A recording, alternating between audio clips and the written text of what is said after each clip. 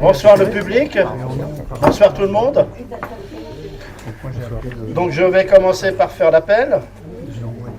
Bon ben moi-même, je suis présent. Mesdames François. Béatrice Bonvin. Présent. Jacques Gay. Présent. Armelle Théron-Caplin. Présente. Présente. Denis Durand. Présent. Présent. Patricia Evenot. Présente. Présente. Jean-Paul Marchand. Présent. Présent. Christine Albegère, elle est excusée, donne pouvoir à Denis Durand. Elle est sur la route, là, d'ailleurs, à la route de Bretagne. Dominique Bonnet. Présent. Marie-France Durand. Elle est absente. Jean-Joseph. Présent. Présent, Georges. Simone Vollet. Présent. Présent. Guy David. Présent. Présent. Marc Baudelot. Présent. Présent. Philippe Poissonnier. Je suis là. Présent. Présent. Sylvie Rouzet. Présent. Présent. Éric Poinel. Présent. Présent. Stéphanie Richard Duhamel. Alors, excusez, donne pouvoir à Marc Baudelot. Oui. Sauf Sonia Dukourov. Elle est absente. Emmanuel Sauteur donne pouvoir à Éric Poinel. Il est excusé. Cécile Combeau. Voilà. Si, elle est Elle en donne un train. pouvoir. Ah bon. Elle est en train. Elle donne pouvoir à Armelle Théron. Ça arrive. D'accord. Donc, excusez, donne pouvoir. Je viens juste d'avoir le Théron. message.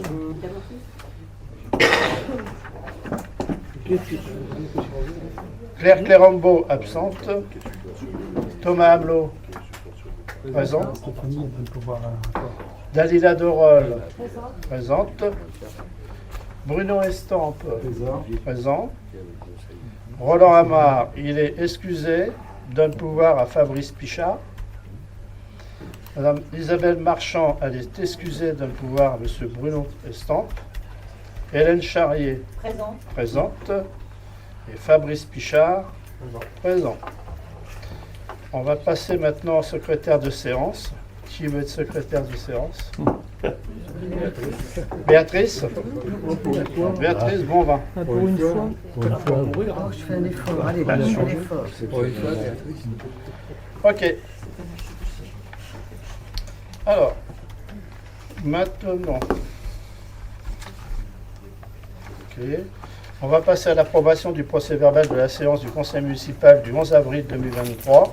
Je suppose que vous l'avez tous lu. Y a-t-il des... Madame Charrier? Oui, juste, alors je vous ai pas envoyé la correction d'abord parce que nous étions pris en fin de semaine dernière, mais aussi parce que c'est un peu agaçant, parce qu'en fait, je suis toujours surprise de voir que quand vous retenez une idée, qu'on synthétise les choses, c'est tout à fait normal, évidemment. Mais quand on synthétise une idée, c'est bien de prendre le point fort de l'idée et pas nécessairement... Enfin, je veux dire, souvent, ça travestit l'esprit réel de ce que nous disons. Voilà, ça c'est mon observation. Et parfois, il y a aussi des phrases qui, en réalité, ne veulent pas dire grand-chose, juste parce qu'il manque souvent un mot. Voilà, donc je m'abstiendrai une nouvelle fois d'approuver le procès-verbal, juste à cause de ces détails. Ce ne sont que des détails, mais ce sont des détails d'importance. Et c'est pas... excusez-moi, c'est une synthèse. Une synthèse, elle doit avoir un sens précis qui est fidèle à nos propos, à tous. Hein, je vous entends, Madame Charrier. Voilà. C'est un travail énorme. Hein, non, mais j'en doute pas. Mais en même temps, je répète, il y a une vidéo là. Oui, je sais, puisque si je contrôle le procès-verbal avec la vidéo, c'est pour ça que je me permets de dire ce que je dis, mais je regrette, je retrouve... Alors après, si je vais parler pour mes propos, puisque ce sont ceux que je maîtrise le mieux et que j'observe le plus, évidemment, ce qui ne dénote pas la valeur des propos des autres, hein, attention, ne déformez pas ma pensée, mais simplement, le procès-verbal est un document administratif légal, qui a une valeur juridique réelle, qui est la référence pour tous. Il devrait être juste. Je lui demande juste d'être juste et qu'il n'y ait pas de phrase. On va vous demander à venir et puis à travailler dessus, vous allez voir. pas ça.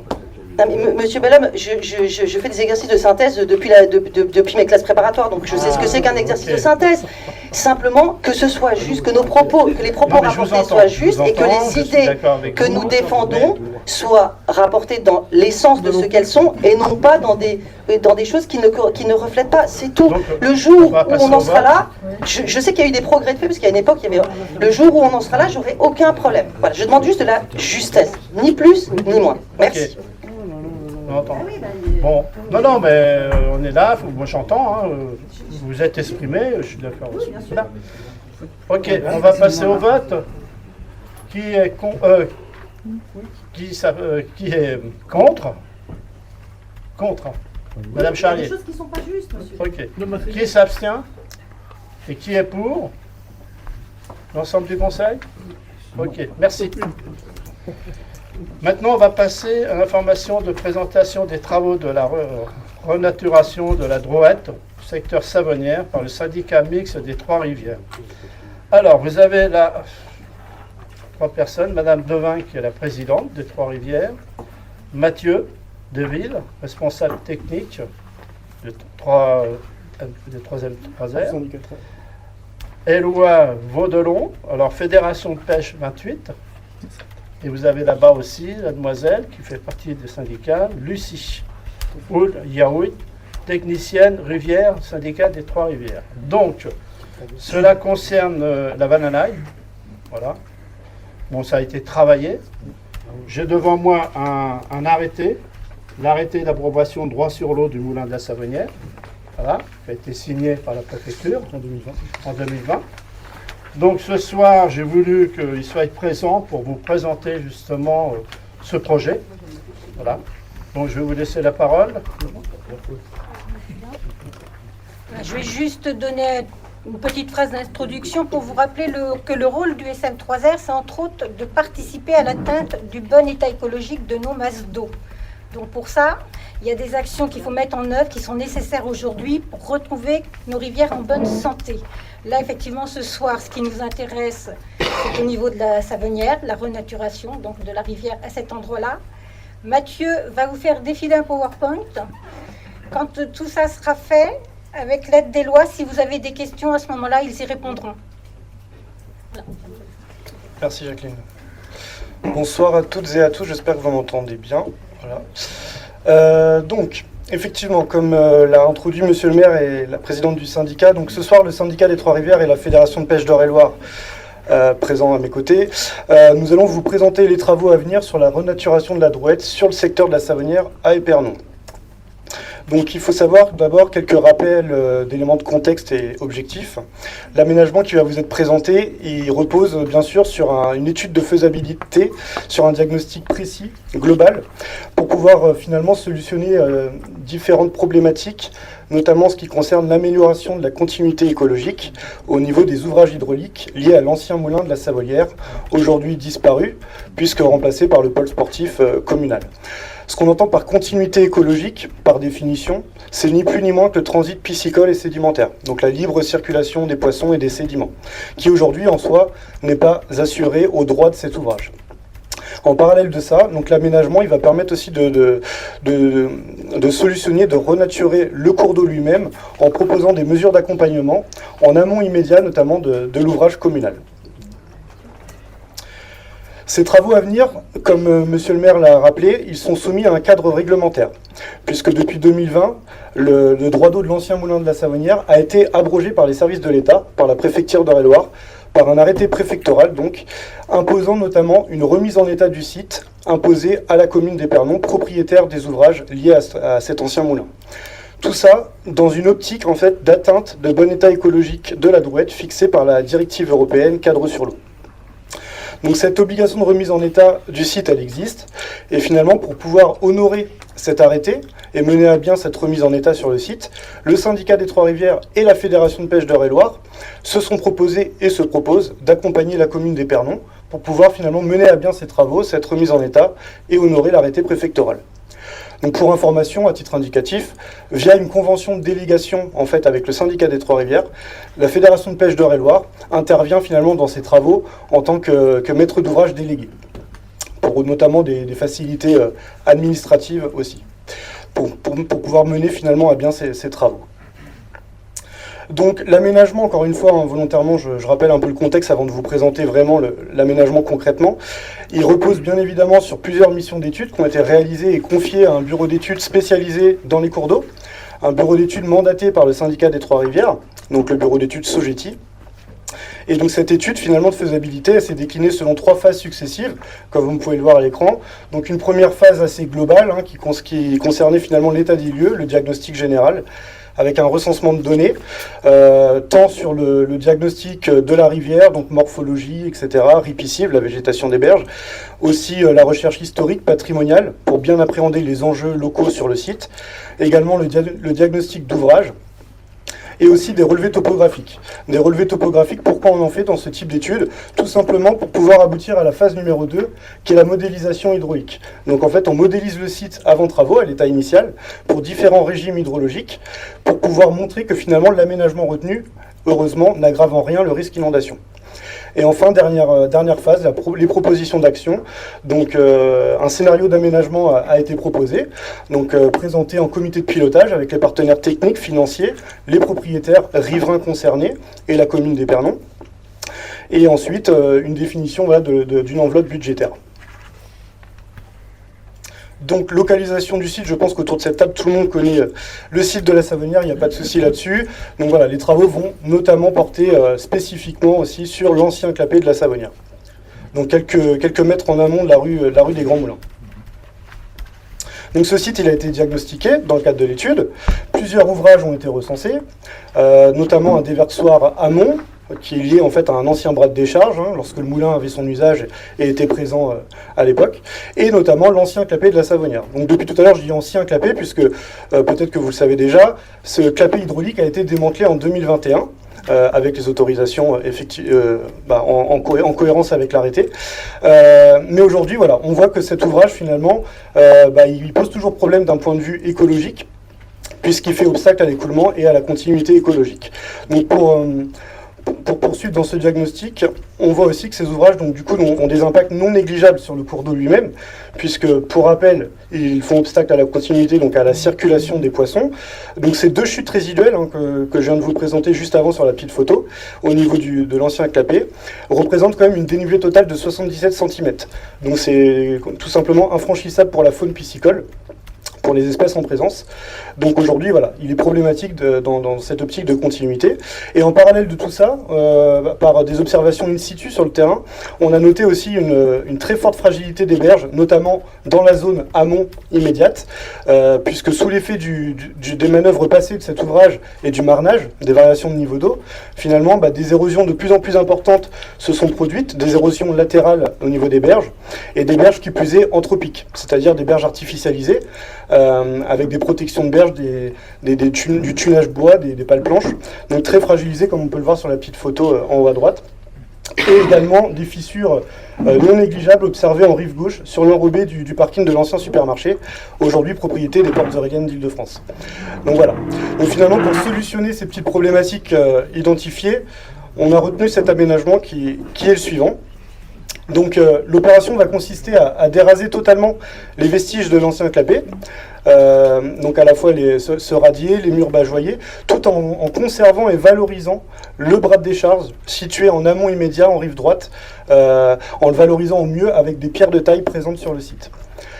Quelques mètres en amont, un peu plus haut, à peine 100 mètres plus haut, on a l'ancien canal usinier, ce qu'on appelle aussi le bief, qui permettait d'acheminer l'eau jusqu'au moulin, et qui en fait pour cette partie amont qui est à ciel ouvert, donc qui est aujourd'hui le projet, enfin c'est plus qu'un projet, les travaux vont permettre de remblayer ce bief, de le combler et de prendre en considération les réseaux d'eau pluviale au niveau des propriétés pour prolonger le réseau dans le bief busé sous le parking et puis ensuite a posteriori dans le cours d'eau.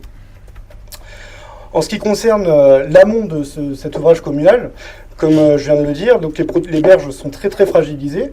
Donc l'idée, ça va être de supprimer ces protections de berges sur un linéaire à peu près de 60 mètres, donc en rive gauche, côté ancien supermarché, et de reprofiler cette berge en pente douce, Donc 2H1V, hein, c'est pour information, c'est 2 horizontales pour une verticale.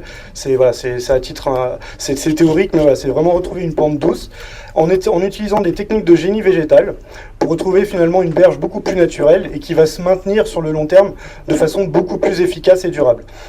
Cette intervention, du coup, elle va forcément nécessiter de découper au préalable l'enrobé du parking que vous voyez, donc comme vu et convenu avec le propriétaire, donc les portes oreilliennes, et de décaler le sommet des berges de 3 mètres maximum.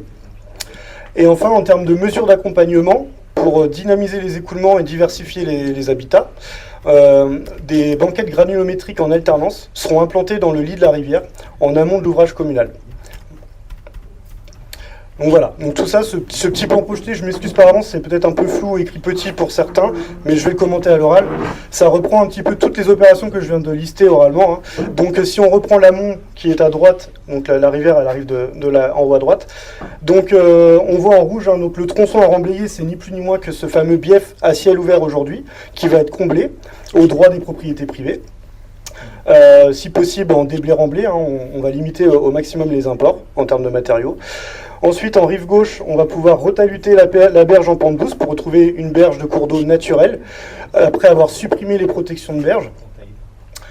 Enfin, un peu plus bas, on arrive sur l'ouvrage et notamment le bras de décharge. Donc l'objectif, ça va être de le conserver, de le valoriser avec des pierres de taille locales sur le terrain, et donc déraser totalement l'ouvrage, donc le radier, les murs bajoyés, mais également ce dérasement implique un retrait de la passerelle. Un retrait de la passerelle qui finalement va être compensé dans une optique de maintien d'usage, par la création d'un cheminement en rive droite. Donc ce sera ni plus ni moins qu'un sentier calcaire stabilisé. Donc là, vous avez un espèce de photomontage pareil en vue aérienne.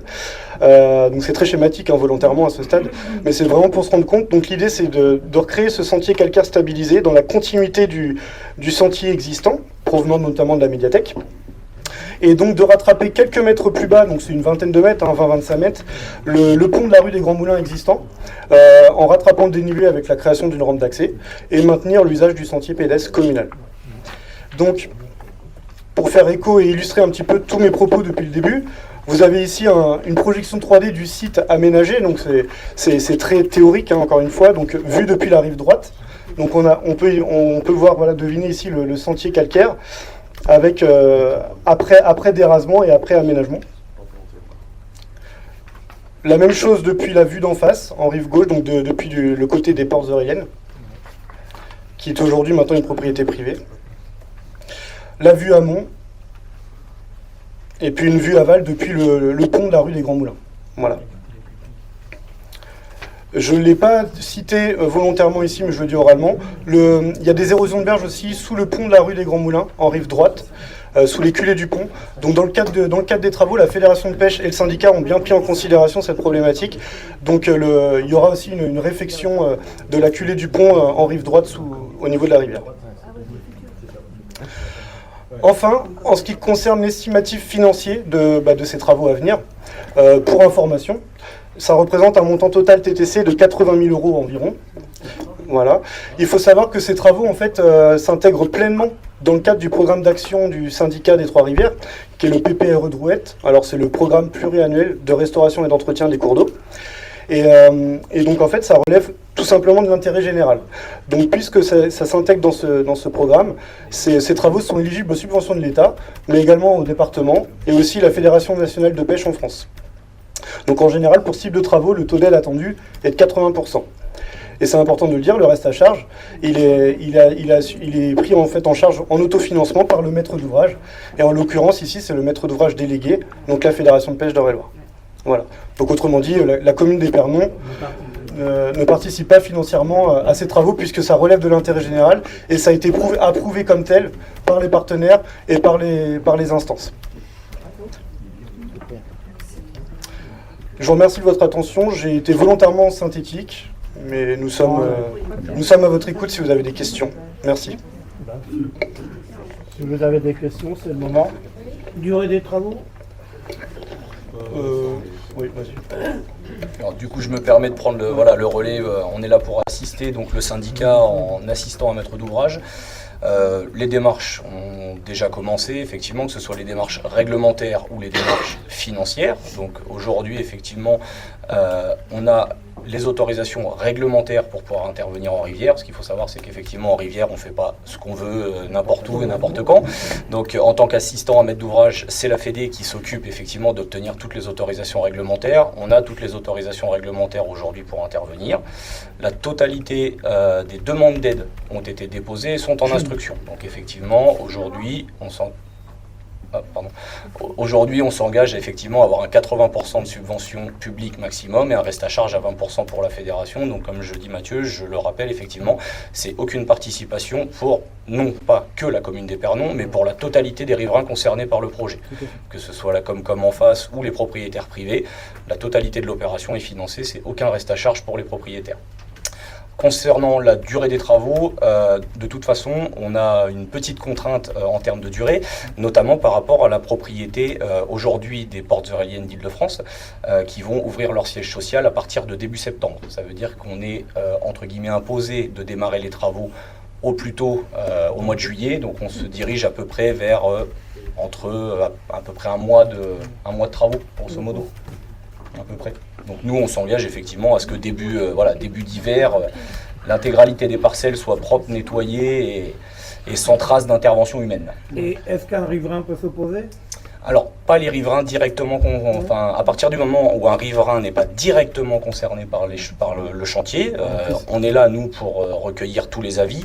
L'idée, c'est d'obtenir un consensus général. Ce consensus, on le travaille quand même depuis maintenant 2018, donc la totalité des riverains du Bief ont été rencontrés, ont été consultés dessus. Ce qu'il faut savoir, c'est que ce genre d'opération, on ne le fait pas sans une phase de concertation en amont. L'idée, c'est pas de proposer ça au dernier moment, d'arriver avec les pelleteuses et les engins et de se dire monsieur Untel n'a pas été contacté, c'est hors de question. Ouais, on ne travaille pas comme ça. Spécialement, j'en ai pas entendu parler nulle part. Je connais pas mal de riverains. Bien sûr. Pour ça que je vous pose Oui, non, bien sûr. Là, sur les riverains. Alors, justement, les riverains du Bief sont assurés de n'avoir à rien à débourser en ce qui concerne le remblai du Bief. Effectivement. Ensuite, j'aurais une autre question. Quelle contrepartie pour la Fédération nationale pour la pêche ? Aucune. Parce que c'est toujours...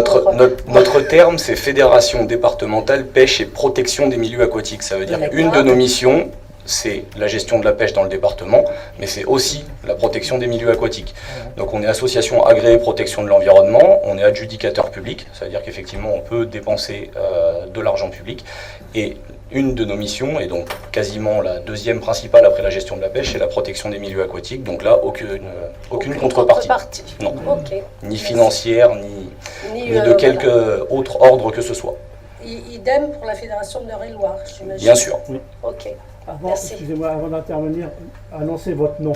Ah, pardon. Parce que pour le compte rendu, on sait à qui. Non, c'est pas grave, je vous l'avais pas dit. Non, mais voilà, Dorol, Dalila Dorol. Donc là, donc Hélène Charrier. Première question, qu'est-ce que vous pouvez nous dire de l'état actuel de cette rivière, de la Drouette, que ce soit la faune, la flore, avant ces travaux-là ? Alors, du coup, la question, effectivement, elle est complètement logique, votre question. Ce qu'il faut savoir, c'est qu'on intervient dans une logique d'atteinte du bon état. Mais si un cours d'eau est déjà en bon état, aucun intérêt d'intervenir. Donc en fait, on met en place des suivis annuels, que ce soit la fédération ou notamment les syndicats. Il y a des suivis sur l'intégralité des cours d'eau. Et donc pour le cas de la Drouette, il y a un état écologique concernant la qualité physico-chimique de l'eau, concernant le quantitatif, concernant les espèces vivantes, les poissons et autres. Et donc sur le site de la Savonnière, nous par exemple, avant les travaux, Fédération de pêche, on est venu faire ce qu'on appelle un inventaire piscicole, pour regarder ce qu'il y avait avant. Et on comparera après les travaux. Aujourd'hui, moi je parle pour mes compétences, en tout cas en termes piscicoles, on est sur un peuplement dégradé. Ça veut dire qu'aujourd'hui, on a des espèces qui soit sont là mais ne devraient pas l'être, ou alors des espèces qui sont présentes mais dans des densités pas suffisantes ou trop suffisantes. Donc on a un peuplement qui est perturbé. L'idée, c'est de faire ces travaux-là, et 3 ans et 5 ans après les travaux, on va revenir faire exactement le même inventaire au même endroit pour mettre en évidence, ou pas, parce que parfois ça ne le fait pas, mais l'objectif c'est d'améliorer nettement la qualité au moins des poissons. Et de toute façon, si vous avez une amélioration de la qualité des peuplements, c'est ça découle directement de la qualité du milieu, de toute façon. Donc l'objectif, c'est qu'effectivement, il y a des suivis qui sont mis en œuvre.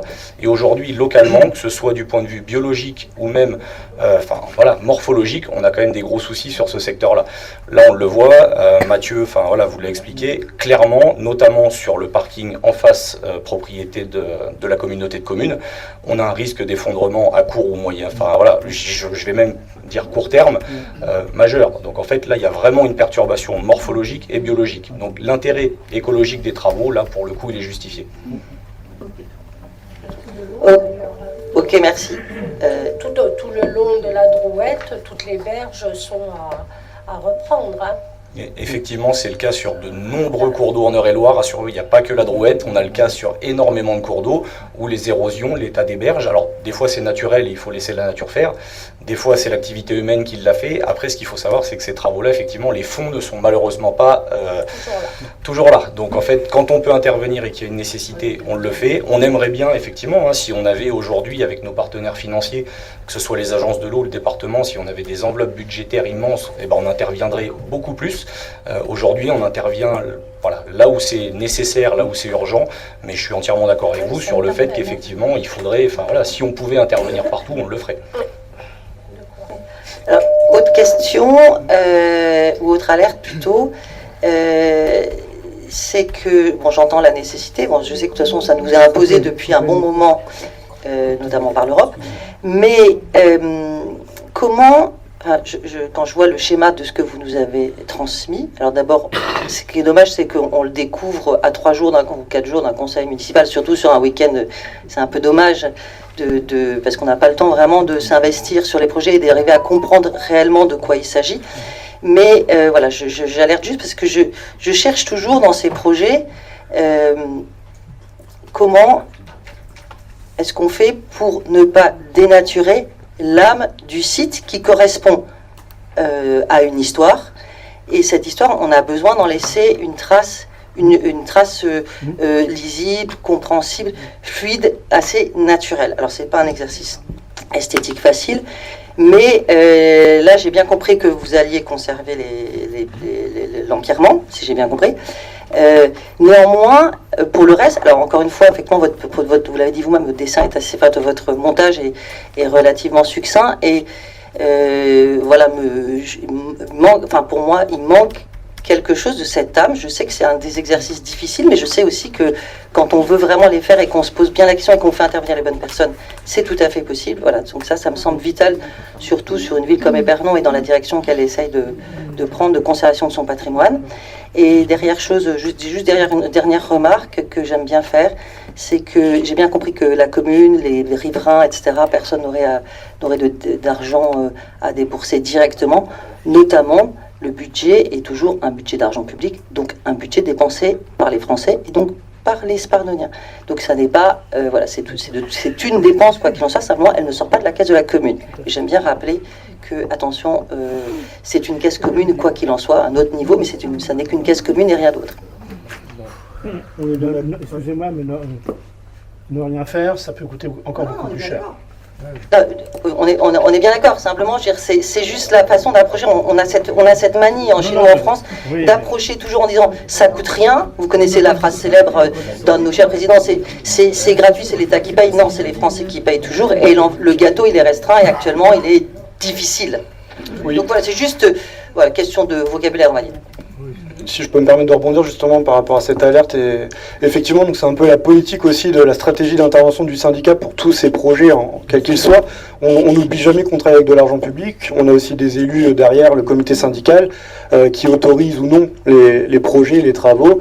Et effectivement, pour rejoindre un petit peu ce qui a été évoqué, la volonté du syndicat comme de la fédération de pêche, c'était surtout pas de négliger le volet patrimonial, puisque je me suis pas attardé volontairement là dans la présentation, mais c'est important de le dire, il y aura aussi une valorisation de l'accès, avec pourquoi pas la mise en place d'un panneau pédagogique pour expliquer justement quel était l'usage passé, pourquoi des travaux, parce que c'est important de communiquer auprès du grand public. Donc tout ça c'est bien pris en compte aussi, si je peux dire, en après-travaux. Voilà.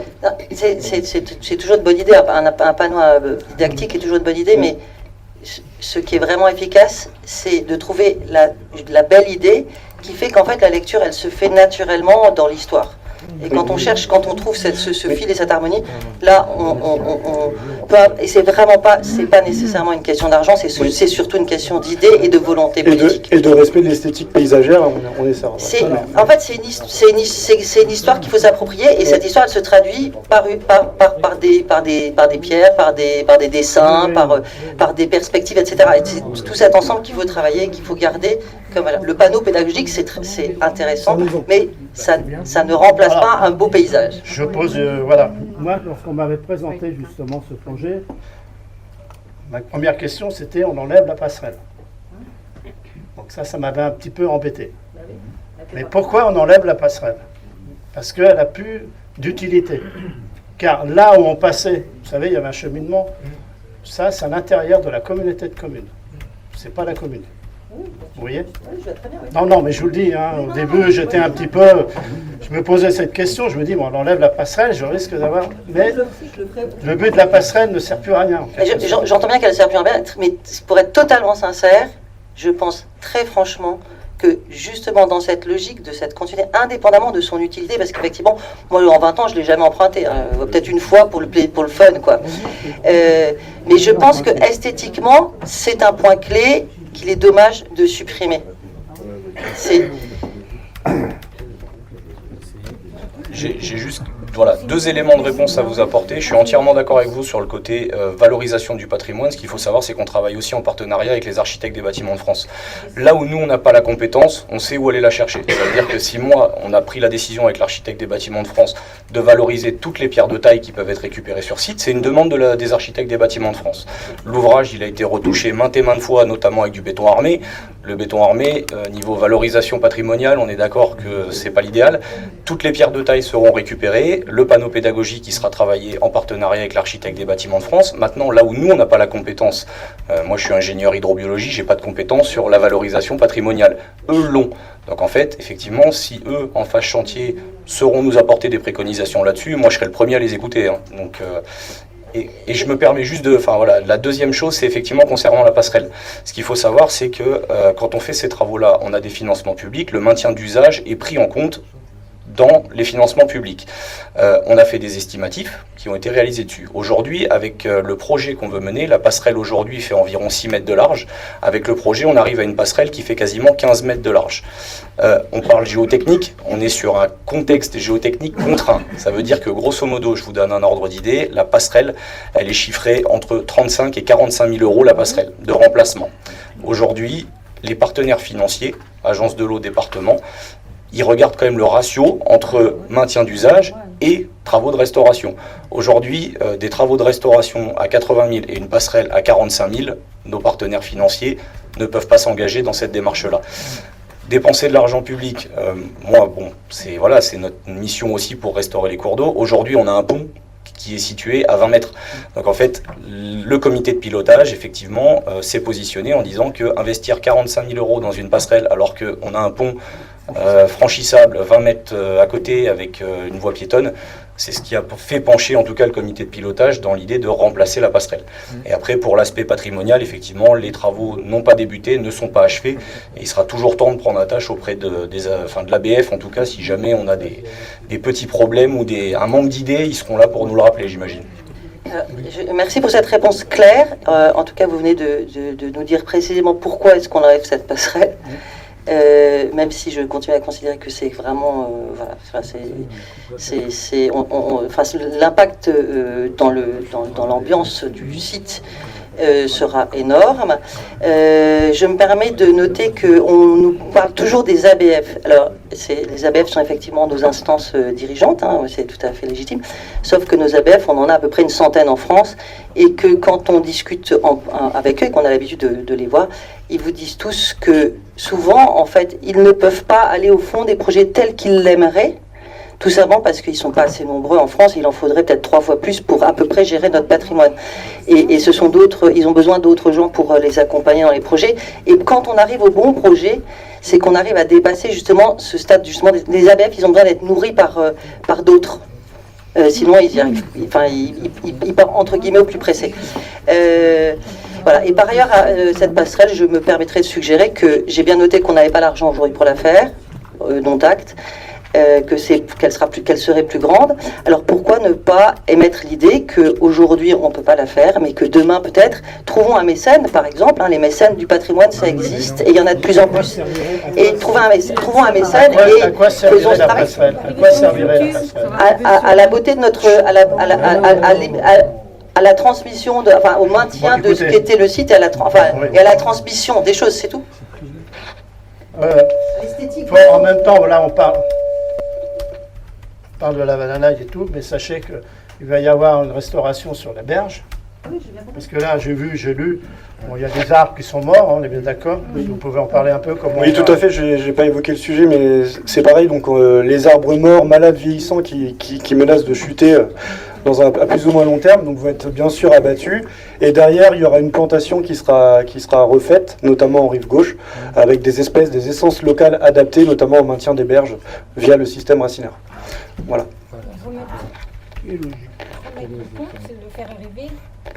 Oui. Remettre le pont, c'est le faire arriver sur une clôture. La passerelle, c'est le faire arriver sur une clôture. Donc ça n'a pas de sens non plus. Pas de sens.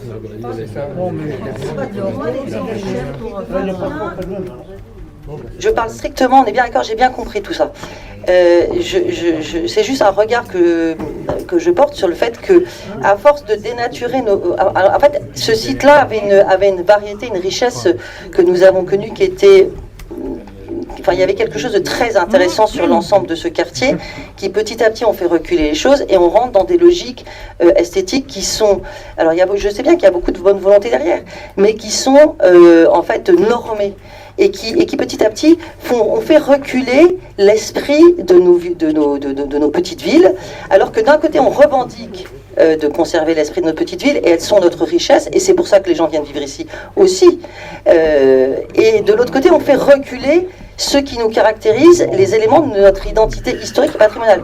Mais je pense qu'on ne va pas dénaturer, Madame Charrier. Croyez-moi, on ne fera qu'améliorer. J'en suis persuadé. On ne va pas dénaturer. On vous a expliqué que l'on gardait les pierres, justement, pour garder ce côté patrimonial. Vous verrez que ça va être fini. J'ai compris absolument tout ça. Je me permets de donner mon opinion. Oui, non, mais il n'y a pas de souci. Voilà, est-ce qu'il y a d'autres questions? Non, enfin, une question, mais élargir aussi un peu, dans le même esprit que tout à l'heure.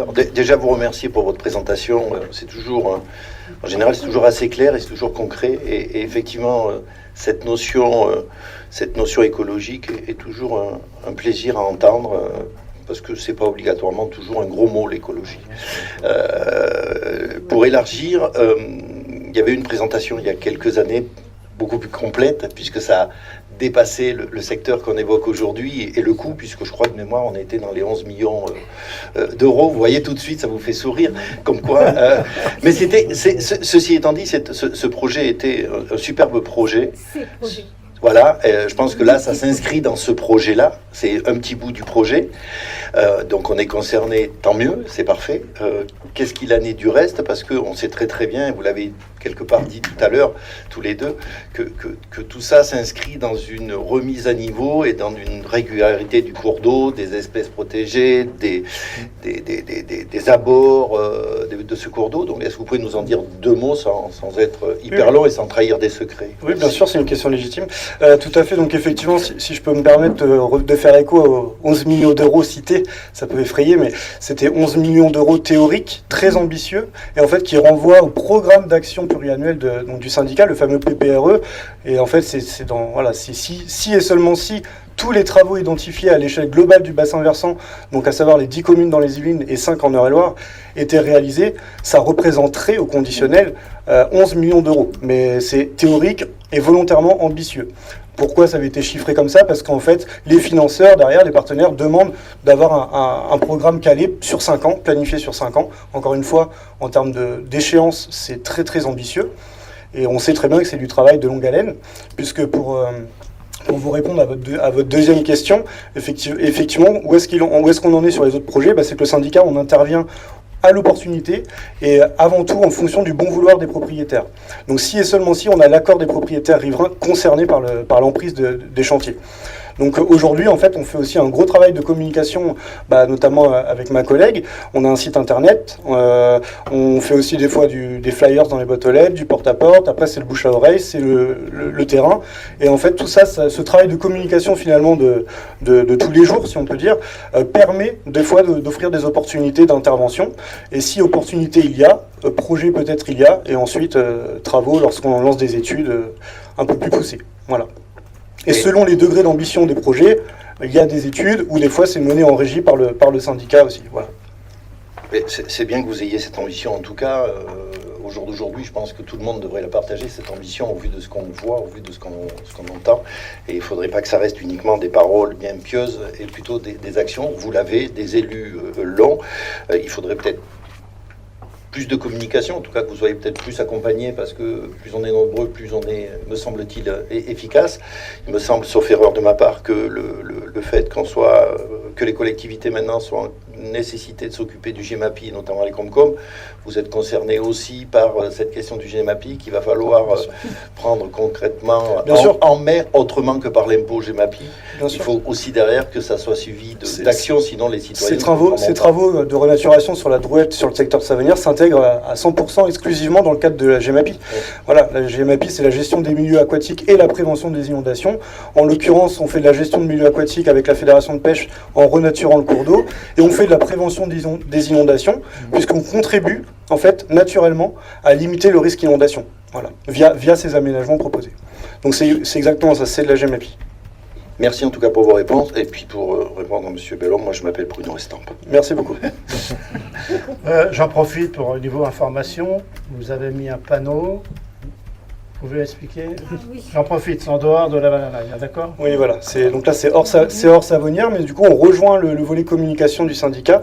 Donc effectivement, récemment, on a voulu sensibiliser le grand public à la gestion des espèces végétales invasives, et notamment une espèce qu'on voit un petit peu partout sur les cours d'eau en France, malheureusement, parce que c'est pas sa place, c'est la renouée asiatique, la renouée du Japon.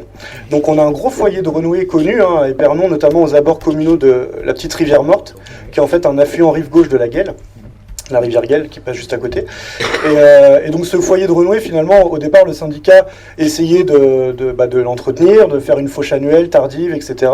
Mais au final, au vu des retours d'expérience par les collègues, notamment la Fédération de pêche, qui est aussi spécialisée dans cette gestion, il n'y a pas de solution miracle pour la gestion de la renouée. Donc on a fait un petit panneau d'information, un petit panneau pédagogique, pour finalement appeler à la vigilance, tant pour les services techniques, que le grand public, que le particulier dans son jardin. Donc si on voit cette espèce, le mieux des fois c'est d'en informer déjà les gestionnaires, et aussi de ne pas intervenir, parce que le risque c'est de la stimuler, et qu'elle se propage un peu partout. Et voilà, à titre d'exemple, c'est même plus dur que du bambou à gérer, quoi. Ça pousse dans l'enrobé. Voilà. Donc, si vous passez dans le coin, on vous invite avec plaisir à regarder. Donc, il y a un petit pupitre qui a été installé. D'ailleurs, on remercie les services de la commune d'Épernon qui nous ont aidés à installer ce mobilier. Donc, juste à côté de la place du Forum, au niveau du marché. Ouais, c'est bien installé.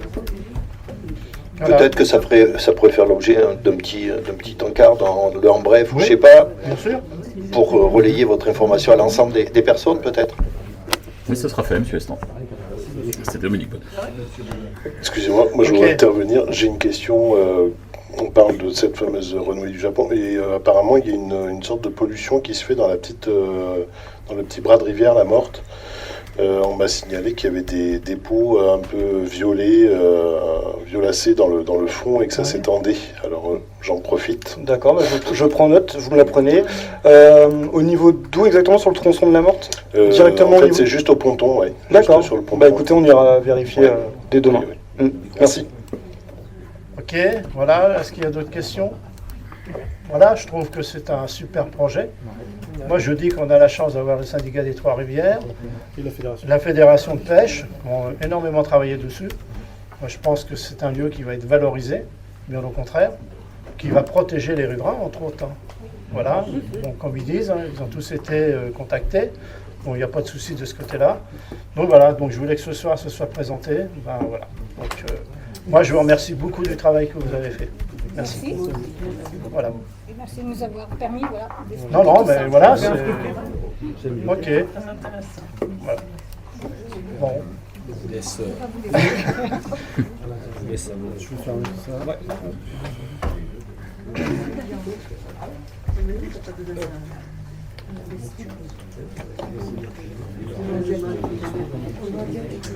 Un petit peu d'eau dans les cordons et puis qu'est-ce qui est tombé là?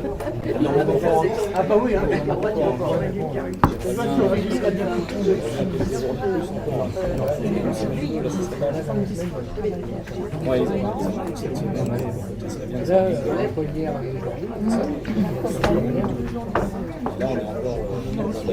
des débits au mois de juillet. On est bientôt miné, mais miné, on a des débits pour nous dignes d'un. Et on n'est pas dans les pires. Non. Ouais. Ah oui. Maintenant, je l'ai dit. Non, ça va. C'est peut-être ça marche. Ça marche.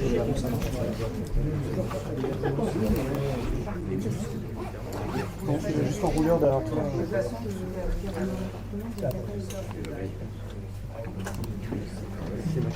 Ok. Bon, bah, bon retour. Merci. Merci à vous, bonne soirée. Bonne soirée. Au revoir.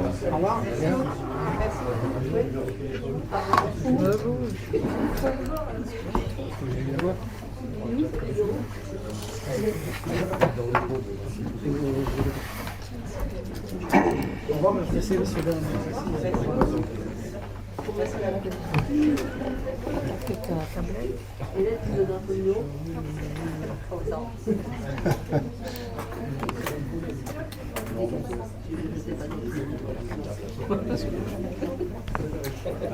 C'est bien. Oui. Ça s'exprime très bien, C'est du jeu. Il faut l'accepter, ça. Sinon, on ne peut pas conseiller.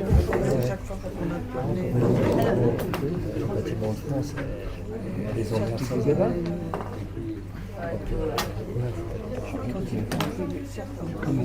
Parce que ça consomme de la batterie. C'est vrai. J'attends qu'elle ait fini. 5 ans. Je débranche. C'est des vases communes, le truc, c'est comme une transfusion sanguine. Je pompe son énergie.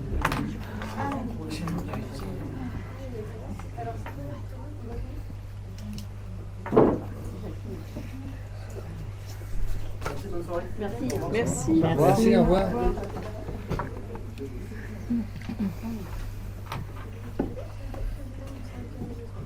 Bien nature. S'exprime. Ok. Bon, bah, on va passer maintenant au point 2.2, autorisation de signer la convention avec la Fédération d'Eure-et-Loir pour la pêche et la protection du milieu aquatique. Renaturation de la Drouette sur le site de la Savonnière. Rapporteur, Madame Armelle Théron-Catlin.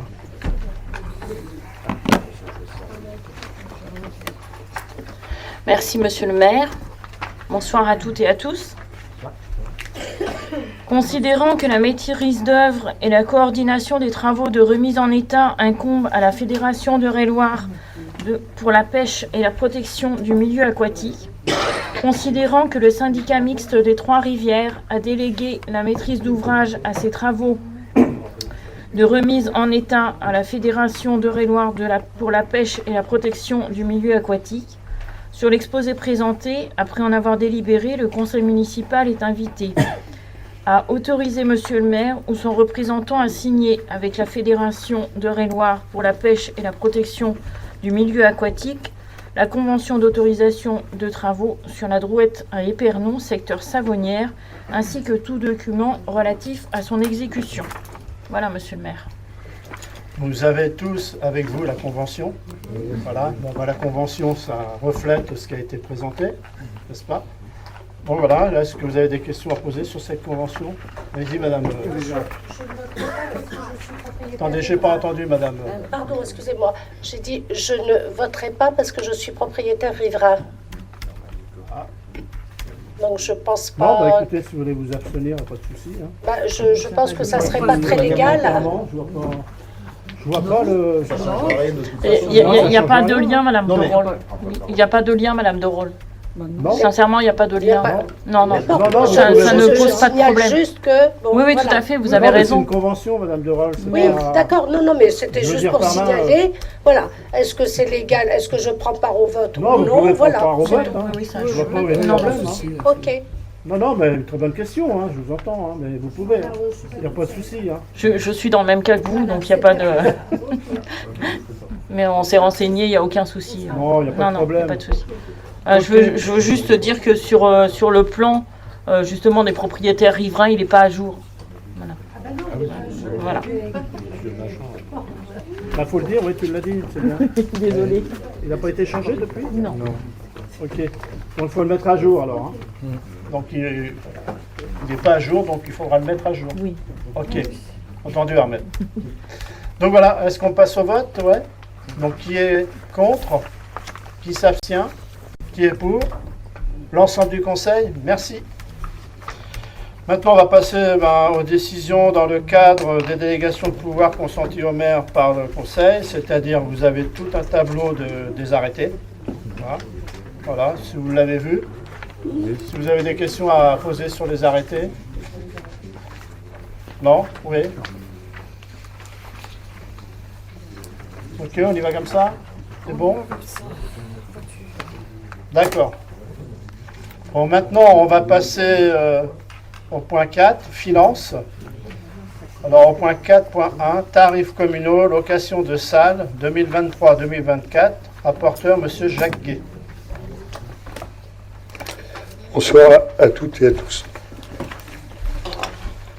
Considérant la nécessité de réviser les tarifs des salles communales sises au Prairial, au Pressoir et à la Savanière pour la saison 2023-2024, considérant l'augmentation des prix à la consommation au 31 décembre 2022, considérant l'avis de la commission conjointe Culture-Finance qui s'est réunie le 21 avril dernier, et sur l'exposé présenté, après en avoir délibéré, le conseil municipal est invité à décider l'évolution des tarifs des salles communales sises au Prairial, au Pressoir et à la Savanière, s'appliquant du 1er septembre 2023 au 31 août 2024, tel que présenté en annexe à la présente délibération. Préciser que ces tarifs communaux s'appliquant du 1er septembre 2023 au 31 août 2024 seront transmis à monsieur le comptable public. Bon, vous avez tous vu le... Tu projettes ou quoi?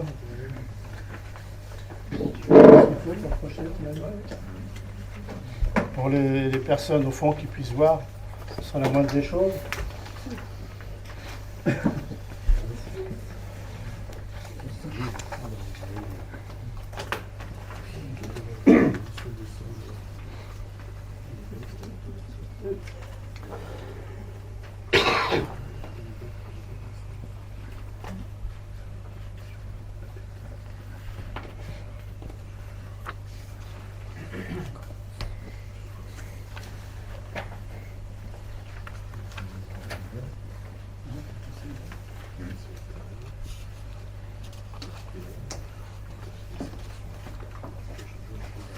Très bien.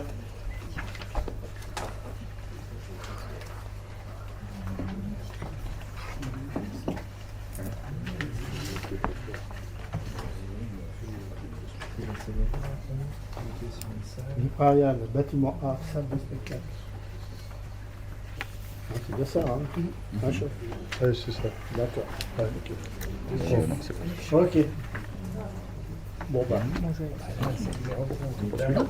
Ah, il y a le bâtiment A, donc c'est la salle de spectacle. C'est pas sûr. C'est pas sûr. Bon, alors, en tenant compte des prix 2022, donc, on a donc augmenté les tarifs de 6%. Et la proposition 2023 devient 414,50. Et pour l'extérieur, comme d'habitude, 50% du tarif épernon. Et c'est pour une location, tarif horaire 4 heures minimum.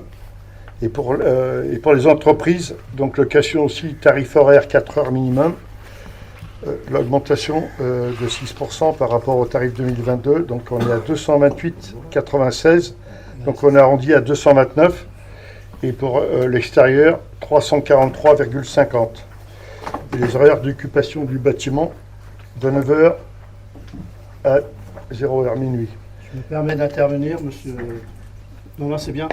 Vous avez dû vous apercevoir qu'on a fait une chose, on a augmenté les tarifs sparnoniens de 6% et automatiquement on fait 50% en plus pour les extérieurs. Je pense que c'était beaucoup plus logique parce que ça devenait compliqué. Voilà. Et on a fait ça à chaque bâtiment. À chaque bâtiment. Voilà.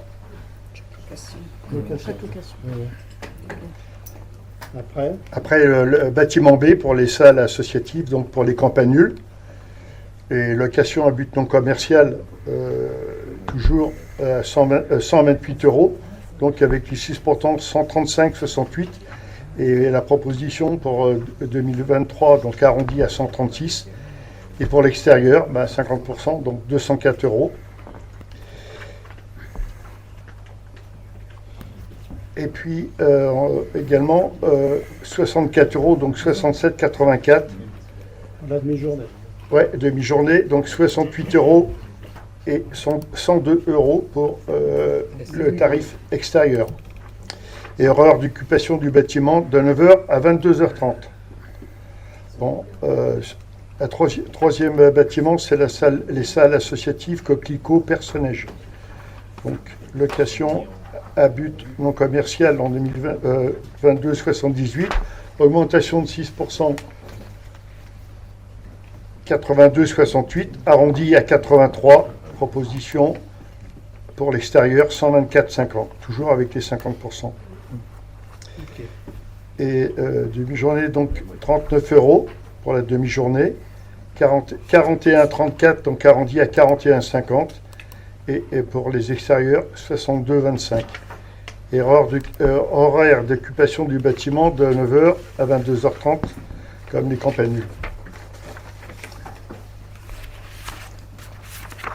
Alors maintenant on va passer à la Savonnière. Le tarif à compter du 1er septembre. Et la location de la Savonnière à la journée n'est possible qu'en semaine. Donc 2 jours en week-end, augmentation de 6%, donc 579,82, arrondi à 580. Et pour l'extérieur, donc 50%, donc 1010. Et vous verrez aussi que dans l'extérieur, maintenant, est inclus l'office de réchauffage. Donc là, par exemple, c'était 132, passe à 139,92. Donc on propose 140 € qui sont compris dans les 1010. Dans les 1010. Oui, c'est compris dedans, oui. Okay. Parce que bon, en fonction des coûts de l'énergie qui pourraient éventuellement augmenter, le gaz, l'électricité, on pourrait peut-être plus tard être amené à réviser ce tarif. Et tout est compris dans les 1010. Donc la journée supplémentaire associée aux 2 jours en week-end. Alors une demi-journée, c'est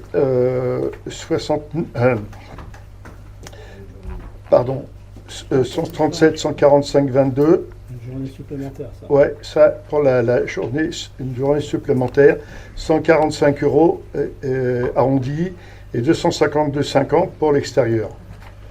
Et la demi-journée supplémentaire associée aux 2 jours en week-end, donc 69 €, donc 73,14 arrondi à 73, et pour l'extérieur 127 €. Et une demi-journée, une journée uniquement en semaine, 274 €, donc avec l'augmentation 290,44 €, arrondi à 290,50, et pour l'extérieur 505,75. Et la demi-journée uniquement en semaine, 137 €, donc devient 145,22, arrondi à 145, et 252,50. Bon, maintenant, on a fait aussi une location à but commercial pour la vente de produits. Donc, c'est location à but commercial, une journée, 30 € et pour les Sparnoniens et 45 € pour l'extérieur, donc 50% de plus. Et 2 jours au week-end, 2 fois une journée, 60 € et donc 90 € pour l'extérieur. Et la semaine, du lundi au vendredi, 5 jours, 150 €, donc 225 €. Et les horaires d'occupation de la Savanière, c'est de 9h à 22h30, éventuellement jusqu'à 3h le vendredi matin ou le samedi matin. Alors, excuse-moi Jacques, ça c'était un peu plus ou moins une demande d'Éric, hein, c'est bien ça, concernant Pour la suite, pour les pressoirs. pour la suite, hein. D'accord. Ah, ça, après, ok. Alors là, maintenant, on passe au pressoir. Ah bon, c'est tout, Eric? Non, non, vas-y. Bon, donc, les pressoirs. Pardon. Et la location des pressoirs, la journée n'est possible qu'en semaine. Donc, pour les Sparnoniens, en 2022, c'était 357 €, avec l'augmentation des 6%, 378,42, arrondi à 378,50. Et pour l'extérieur, 567,75. La journée supplémentaire associée au week-end complet, 90 €, donc 95,40.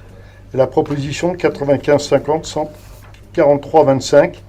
Et associée au week-end complet, 45 €, 47,70, donc 47,50 arrondi, 71,25.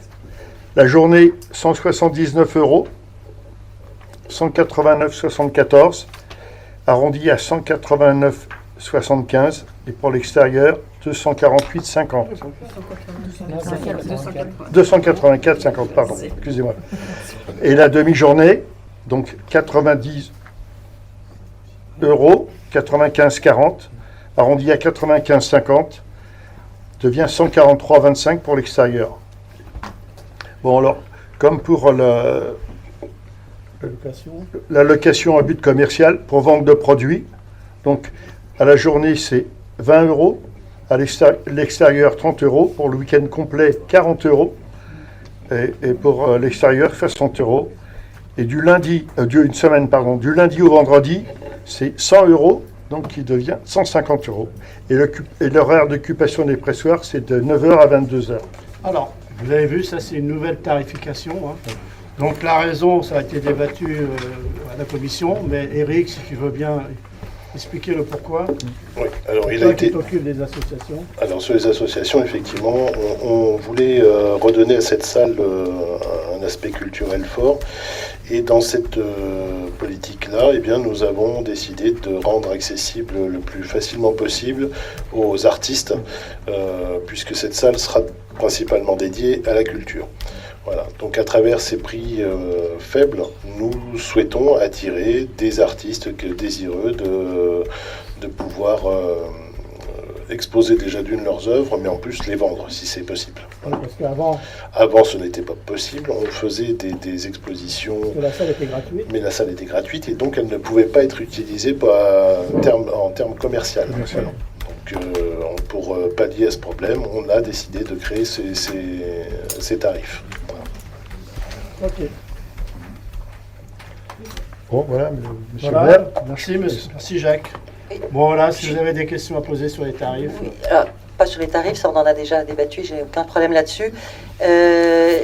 J'attire juste l'attention sur le fait que par rapport au pressoir, si on veut vraiment pouvoir en faire, et c'est un très beau lieu, donc je veux dire, ça c'est unanimement reconnu, si on veut vraiment en faire un lieu qui attire les artistes, il faut vraiment, parce qu'il y a un problème d'humidité qui est conséquent et qui s'aggrave, hein, on le voit tous, hein, chaque fois qu'on y retourne une fois de plus, on voit bien qu'il y a quelque chose qui dysfonctionne. C'est pas le seul lieu en France qui est concerné par ce problème. Si vous creusez la littérature, vous allez assez vite comprendre un peu de quoi il s'agit. Mais par rapport aux artistes, c'est un problème et donc c'est quelque chose dont il faut tenir compte si on veut vraiment attirer des gens de qualité et ne pas avoir de soucis avec leurs œuvres. Parce que sur des week-ends ou des semaines comme cette semaine où il pleut, où il y a énormément d'humidité dans l'air, plus les désordres intérieurs, on ne sait pas ce qui peut se passer pour des œuvres, mais un jour on aura un souci. Donc c'est un sujet qu'il faut travailler si on veut utiliser ces pressoirs vraiment à la hauteur de ce qu'on peut faire. Ok. Bon, Simon. Oui, moi j'ai pas de questions. Je vais juste vous indiquer en tout cas vous expliquer le vote qui va être le nôtre. On ne va pas voter sur la question des augmentations ou pas des tarifs, mais on va voter sur une question de principe. Notre collègue Isabelle Marchand, qui est membre de la commission culture, n'arrive désespérément pas à venir à cette commission culture, compte tenu de l'heure à laquelle ces commissions culture ont lieu. Et je pense que ce n'est pas le seul quand je vois le nombre de personnes, le nombre d'élus, absents à cette commission culture conjointe avec la commission finance. C'est énorme. Je termine, monsieur le maire. Je vous promets, après je vous dirai ce que vous voulez.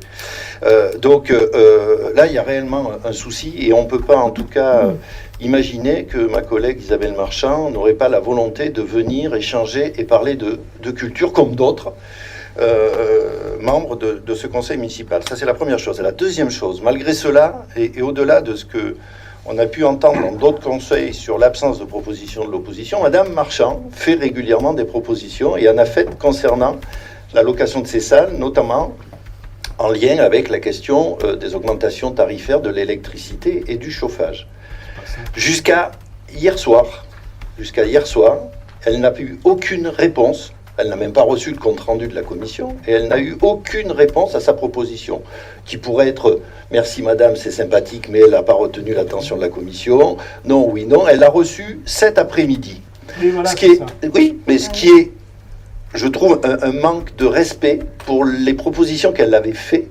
Savoir que le conseil municipal était aujourd'hui, d'une part, et que d'autre part, c'est elle qui a interpellé l'adjointe à la culture pour lui dire « Coucou, qu'est-ce qu'il en est? Qu'est-ce qui a été voté? Qu'est-ce qui a été débattu? J'ai pas de compte-rendu. » Elle avait, par ailleurs, mais ça c'était beaucoup plus tôt, fait retour lors de l'envoi de la convocation parce que elle avait raté un deuxième envoi puisqu'il y avait une erreur. Mais voilà, je trouve... Allez, je vais employer un mot que vous n'allez peut-être pas aimer, mais je trouve qu'il y a une forme de mépris. Je vous le dis comme je le pense. Je vous le dis comme je le pense. Voilà, je le dis comme je le pense parce que je trouve on peut être en désaccord avec les gens, mais on a au moins le respect des propositions et le respect du retour qui est fait à ces gens-là qui ne sont pas, à mon avis, dans l'obligation de la réclamer. Donc à partir de là, on ne prendra pas part au vote sur cette délibération, juste en solidarité avec notre collègue par rapport au travail qu'elle essaye de faire et l'absence de retour qu'il y a. Voilà. Je vous entends, hein, mais voilà, je sais. Alors, avec mon adjointe, on en a discuté. Sachez qu'elle a voulu faire des réunions le samedi matin pour arranger Madame Marchand. Ouais. Je le dis. Mais comme fait exprès, Madame Marchand n'était pas là non plus le samedi matin. Donc je veux bien, mais il y a eu un effort de fait, Monsieur Estan. Il y a eu un effort de fait. Je le précise. Il y a eu deux samedis matins. Pour que Mme Marchand soit présente, elle n'y était pas. Maintenant, elle avait ses excuses, hein, je veux bien l'entendre, mais on a fait l'effort. On l'a fait. Voilà. Bon, allez, je me tais parce que... Monsieur... Monsieur... Enfin, c'est pareil pour la commission d'appel d'offres, c'est pareil pour tout ça. J'entends bien. Entendez que... je ne vais pas me faire l'avocat de Mme Marchand, je ne veux pas parler à sa place et elle a assez grande pour parler. J'ai pas de souci là-dessus, sauf que Mme Marchand a un métier où elle est en déplacement toute la semaine. Toute la semaine, vous allez me répondre que c'est pas votre problème, j'entends. Mais justement, quand on est absent toute la semaine, il se trouve que des fois le samedi, on a des urgences, ou on a des retours de déplacement. Oui, mais on a fait l'effort. Donc, ceci étant dit, dans mon propos, j'ai bien précisé une chose, c'est qu'elle avait malgré tout, et malgré son absence, fait un mail faisant des propositions, et qu'à ce mail, elle n'a reçu aucune réponse si elle ne l'avait pas demandé, et elle l'a reçu cet après-midi pour le conseil de ce soir. Ça n'a rien à voir avec son absence un samedi matin, 2 samedis matins, 3 samedis matins, le fait de répondre et de dire on a bien reçu votre proposition, elle n'a pas retenu notre intention, merci, au revoir. Ça n'a rien à voir avec le samedi. Permettez, monsieur Estan, je vais répondre à votre première question. Parce que quand vous disiez que Mme Marchand, donc effectivement pour le vendredi après-midi, vous savez, tout le monde a des bonnes raisons ou des bonnes excuses pour ne pas être là. Bon, ou le samedi matin, il y a des gens qui partent en week-end ou qui ont autre chose à faire. Le vendredi soir, il y a du théâtre ou il y a du cinéma. Le vendredi après-midi, il y a des gens qui travaillent. Si c'est le jeudi soir, il y a toujours un autre problème, ou jeudi après-midi. Donc, il faut reconnaître que ce n'est pas toujours facile de réunir 8 personnes. Comment? Bien, je vous sens, là, vous secouez la tête. Vous posez une question, j'essaye de vous répondre. Hein? Est-ce que tout le monde n'est pas disponible non plus le samedi matin? Donc le vendredi soir, il y en a qui vont au théâtre. Comment faire pour avoir tout le monde autour de la table? Je vous pose la question. Vous voyez ça avec chaque membre de commission, parce que je ne suis pas là pour parler de l'ensemble des membres de commission. Encore une fois, j'ai bien vu le listing des personnes qui étaient là, et hormis Madame Marchand, il y avait beaucoup de personnes qui étaient absentes. Mais j'étais là.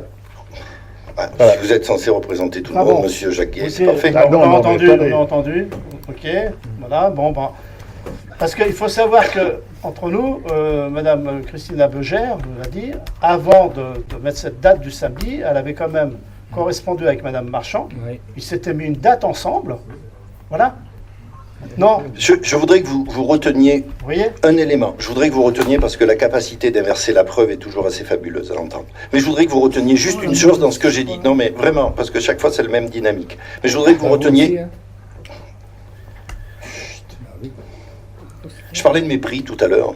Je pense qu'il y a un certain nombre autour de cette personne dans les phrases qu'on peut entendre. Je voudrais vous rappeler juste une chose, mon collègue. Si je t'ennuie, il ne faut pas faire un conseil municipal, il faut faire un bureau d'association, discuter entre vous, et puis ça se passera très bien. Je voudrais juste te rappeler, mon cher collègue, monsieur Durand, que quand tu fais des remarques, quand tu dis des mots déplacés, fais attention, il y a une caméra qui est juste à côté. Et que sur les vidéos, on entend ce que tu dis et on entend le fait que tu insultes les gens. J'ai jamais insulté les gens. Si, regarde bien les vidéos et tu verras. Tu as juste une caméra derrière. Moi, ce que je dis, je le dis tout fort. On n'est pas d'accord? Si, je le dis tout fort. Si, et en tête à tête avec les gens. Oui. Donc, je voudrais que vous reteniez une chose de ce que j'ai dit. C'est que Madame Isabelle Marchand, au-delà de sa présence, de ses absences, de ses difficultés liées à sa profession et autres, fait en sorte à chaque fois de prévenir l'adjoint, de correspondre avec l'adjoint, d'envoyer des mails de propositions. Donc retenez une chose et oubliez le reste. C'est que il me semble qu'à toute proposition mérite à minima une réponse.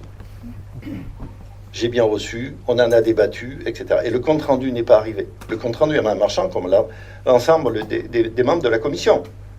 Oui, je voudrais que vous reteniez juste ça et me dire si, à des propositions, est-ce qu'on envoie une réponse et on dit à la personne merci de votre proposition, mais pour des raisons qui nous appartiennent ou qui appartiennent à l'organisation, on ne l'a pas retenue, ou on lui dit rien et elle se contentera de ça. Retenez juste ça. Laissez tomber le reste, ça évitera un débat stérile et qui n'avancera pas avancer dessus. Voilà. Je regrette simplement que... Monsieur Jacquet, je vous demande... Ok. On passe Merci. à autre chose. On passe à autre chose. Merci. Ok. Bon, on passe au vote. Je vous ai donné le Oui. Non, mais on va pas faire. Non. D'accord. Pourquoi? On est d'accord. Ok. Donc, maintenant, on va passer au vote. Qui est contre? Qui s'abstient? Vous abstenez Non, on ne prend pas part au vote, comme ça. Vous ne prenez pas part au vote. Voilà. Alors, vous êtes combien pour prendre? 4. Ok. Monsieur Estampe, Monsieur Pichard, Madame Marchand et Monsieur Amal. Voilà, c'est ça. Ok. Bon, et qui est pour? Le reste du... Merci. Maintenant, on passe aux tarifs communaux, spectacles, cinéma, buvette, prairiales et savonnières. Considérant la réhabilitation de l'espace culturel des prairiales dont le démarrage est prévu en septembre 2023, considérant la nécessité de créer des tarifs pour les spectacles, le cinéma, qui seront déplacés à la salle de Savanière à compter du mois de janvier 2024, et considérant la nécessité de déplacer la buvette des prairiales à la salle Savanière à compter du mois de janvier 2024, considérant l'augmentation des prix à la consommation au 31 décembre 2022, considérant l'avis de la commission conjointe Culture-Finance qui s'est réunie le 21 avril 2023, sur l'exposé présenté, après en avoir délibéré, le conseil municipal est invité à décider de maintenir les tarifs communaux des spectacles et cinéma prairial pour la période du 1er janvier 2023 au 31 août 2024, tels que présentés en annexe à la présente délibération. Décider de créer des tarifs communaux pour les spectacles et cinéma à la salle de Savanière pour la période du 1er avril 2023 au 31 août 2024, tel que présenté en annexe à la présente délibération, et décider de maintenir les tarifs communaux de la buvette au prairial et d'appliquer ces mêmes tarifs à la salle de Savanière pour la période du 1er septembre 2023 au 31 août 2024, tel que présenté en annexe à la présente délibération.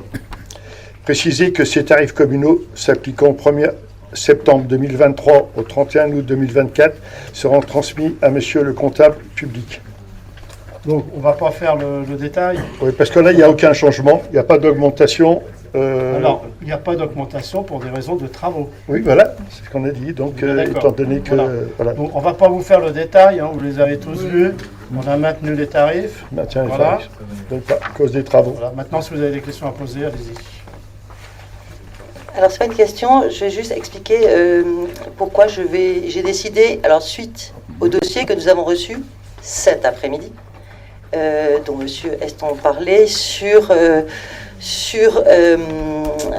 détail le détail du fonctionnement, on va dire les tableaux de bord si on veut, le détail du fonctionnement des entrées-sorties, qui vient au spectacle, quels sont les spectacles, comment se financent les spectacles, quel taux de remplissage ils ont, etc., que nous avons reçu cet après-midi.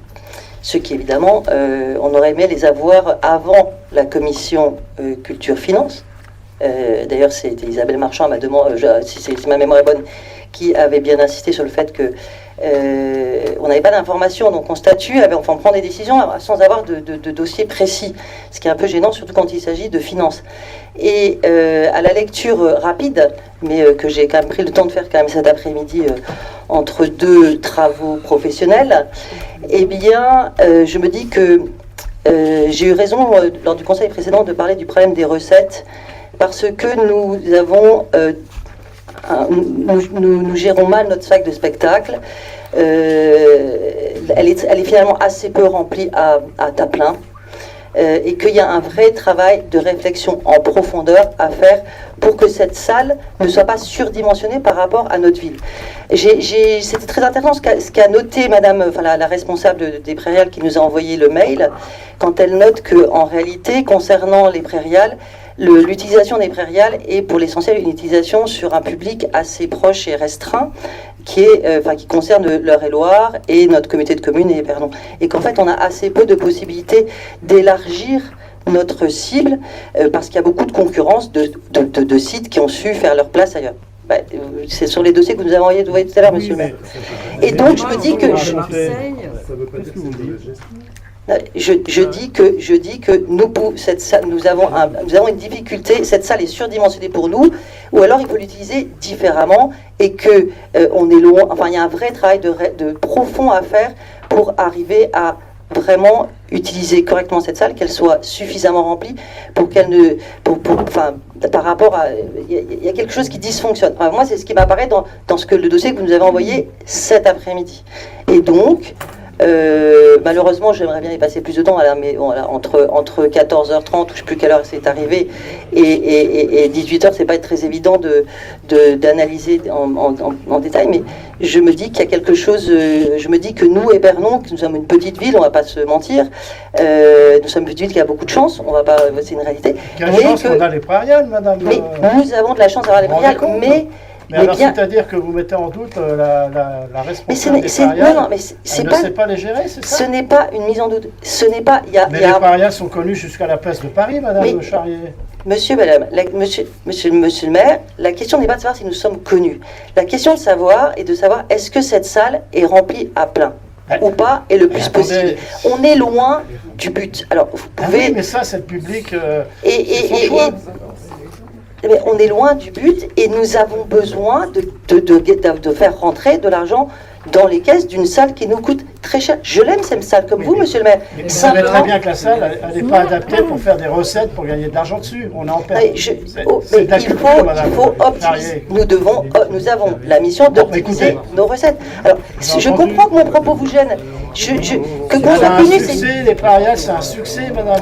Écoutez, vous avez regardé, il n'y a pas que les spectacles, il y a les écoles, il y a les associations, ça représente combien dans l'année? Je prends la salle de spectacle. 50. Je prends la salle de spectacle.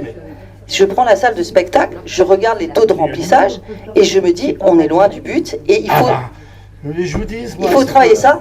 Et être connu ne suffit pas à rentabiliser un site. Et nous avons le devoir de faire au mieux pour que cette salle, et nous avons une réflexion en profondeur à mener pour parvenir à cet objectif, parce que sinon nous n'allons pas y arriver. Et encore une fois, c'est de l'anticipation sur la situation dans laquelle nous sommes, sur l'avenir, et il n'y a pas, donc on n'y va, donc il faut travailler en profondeur pour dire comment est-ce qu'on fait pour que ces salles soient pleines.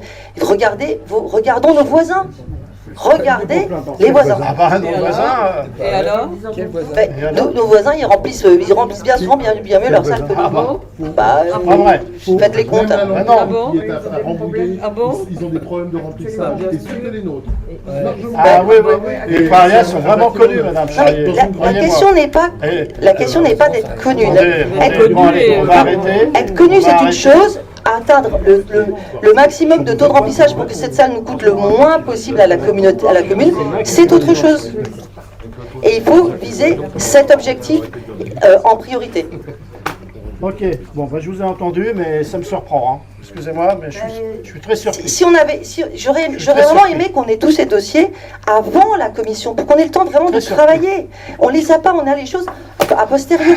C'est pas évident, quoi. Mais vous les avez, les dossiers, vous avez les 3 bilans, j'ai demandé, vous les avez. On a les bilans, les détails. C'est arrivé tardivement, mais vous les avez. C'est pas comme si vous n'avez pas le bilan. Alors, monsieur le maire, pardonnez-moi, mais entre recevoir à 14h30 un dossier pour une délibération qui a lieu à 20h30, pardonnez-moi, mais j'ai pris le temps de creuser un peu la question, mais franchement, entre 14h30 et 18h,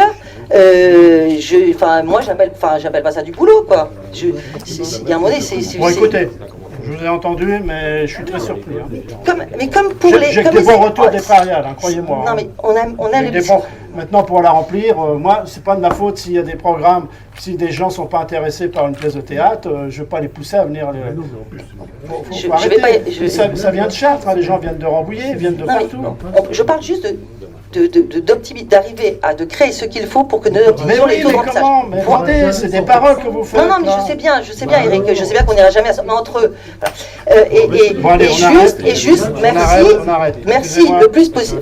Merci de nous envoyer les dossiers suffisamment à l'avance pour qu'on puisse, avant les commissions, travailler, connaître les sujets, que ce soit pour le sujet sur la rivière, ou on a les infos au dernier moment. Ok, bon. On passe au vote. Oui.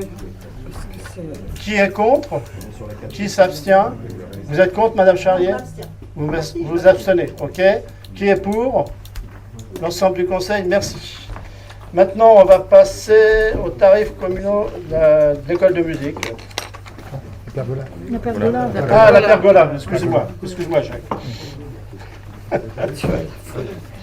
À la pergola, allons-y. Bon, considérant la nécessité de créer des tarifs relatifs aux articles 3, 10 et 4 du règlement intérieur de la médiathèque La Pergola, considérant la nécessité de réviser les tarifs d'adhésion à la médiathèque La Pergola, considérant l'augmentation des prix de la consommation au 31 décembre 2022, considérant l'avis de la commission conjointe Culture Finance qui s'est réunie le 21 avril 2023 et sur l'exposé présenté, après en avoir délibéré, le conseil municipal est invité à décider de fixer les tarifs communaux d'adhésion à la médiathèque La Pergola pour la période du 1er septembre 2023 au 31 août 2024, tels que présentés en annexe à la présente délibération.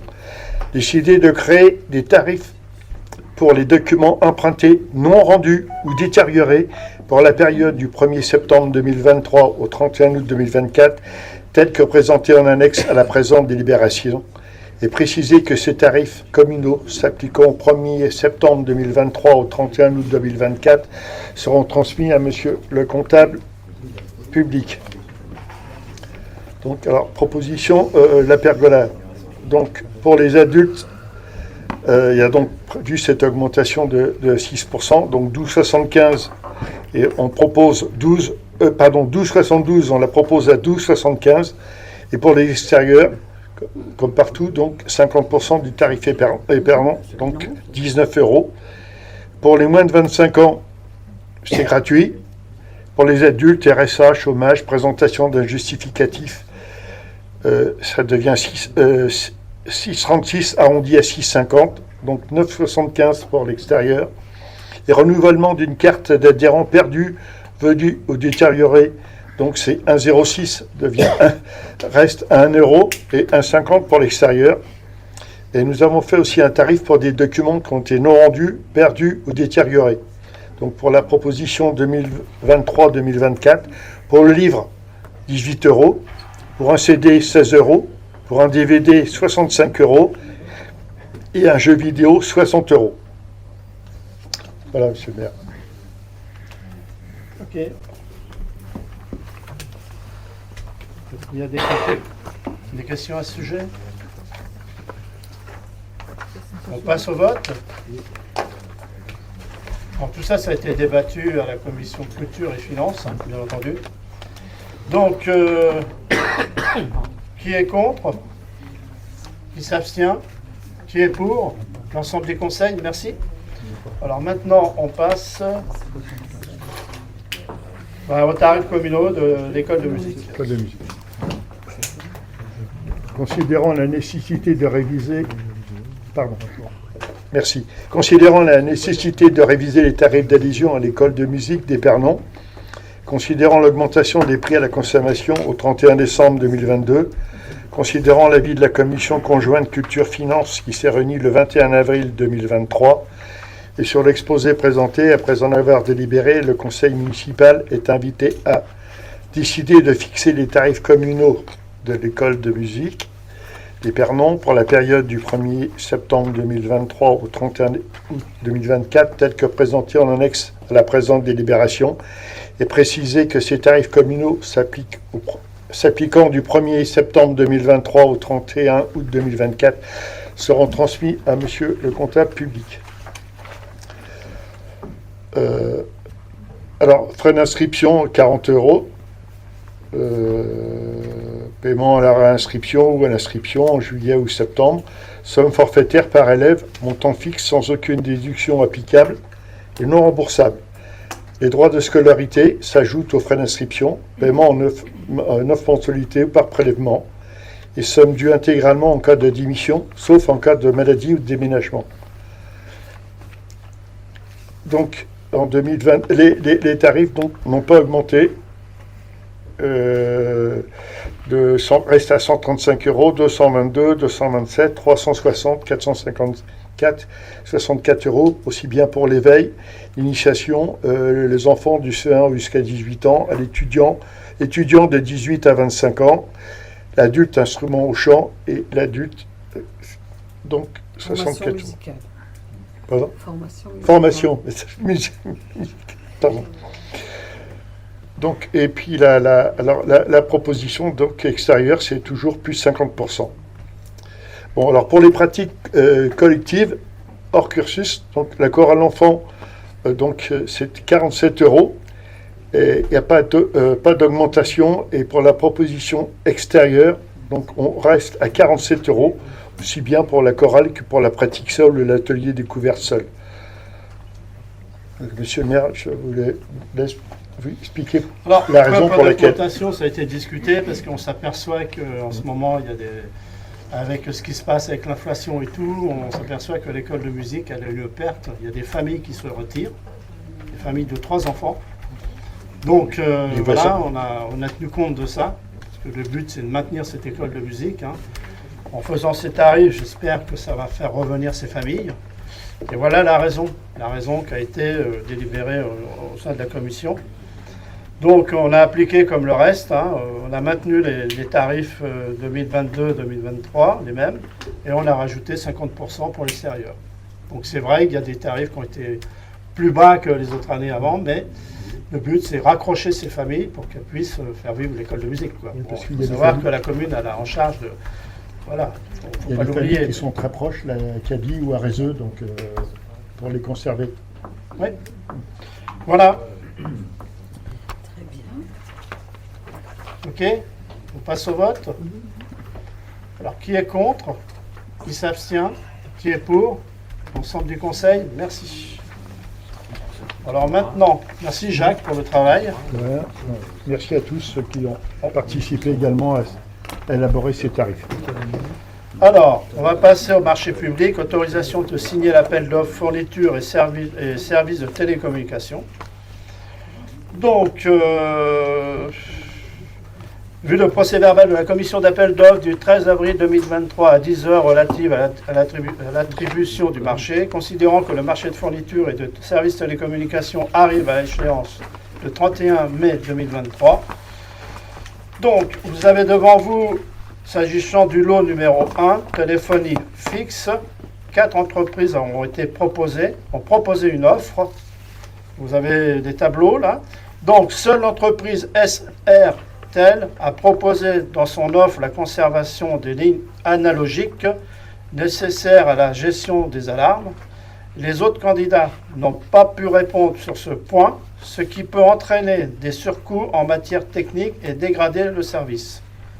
Il en ressort que l'entreprise SRTel 1 bis rue Pierre et Marie Curie à Clamart est classée en première position, étant la mieux disante au regard des 3 critères d'attribution. C'est-à-dire que nous avons une note. Alors le prix. Non, alors je vais vous donner la somme exactement. C'est un total mensuel hors taxe est de 1 238 €. Voilà. Donc ça a été travaillé justement avec la commission d'appel d'offres. Si vous avez des questions à ce sujet. On passe au vote. Qui est contre? Qui s'abstient? Qui est pour? Ensemble du conseil? Merci. Maintenant, on va passer au lot numéro 2. C'est la téléphonie mobile. Donc, il y a eu 3 entreprises qui ont proposé une offre. Alors, je vais quand même vous les citer. Hein. Il y a Célestre, SFR et SRTel. Il en ressort que l'entreprise SFR, bâtiment ouest, 16 rue du Général Alain de Boissieu à Paris, est classée en première position, étant la mieux disante au regard des 3 critères d'attribution. Alors donc SFR, la somme totale mensuelle hors taxe est de 239,50 €. C'est bon? On passe au vote. Qui est contre? Qui s'abstient? Qui est pour? Merci. S'agissant maintenant du lot numéro 3, Internet. Il y a eu 5 entreprises qui ont proposé une offre. Alors Célestre, alors Cémine, je prononce comme ça, hein, Obsir, SFR, SRTel. Alors il en ressort que l'entreprise Chartres Métropole Innovation Numérique, Place des Halles, à Chartres, est classée en première position, étant la mieux disante au regard des 3 critères d'attribution. Alors, sur l'exposé présenté après avoir délibéré, j'autorise Monsieur le maire et son représentant à signer le lot numéro 1. Ah ben, bon ben j'ai voté les... Bon, bah écoutez, on va voter le lot numéro 3, n'est-ce pas? Donc, est-ce que vous avez des questions à poser là-dessus? Non? Qui est contre? Qui s'abstient? Et qui est pour? L'ensemble des conseils? Merci. Maintenant, on va passer à l'urbanisme. Session du conseil départemental de la parcelle cadastrée AC80 et d'une partie des parcelles cadastrées AC99 et AC219.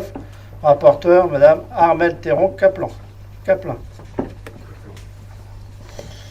Considérant que le collège Michel Chasles est construit en partie sur des parcelles appartenant à la commune d'Épernon cadastrées comme suit.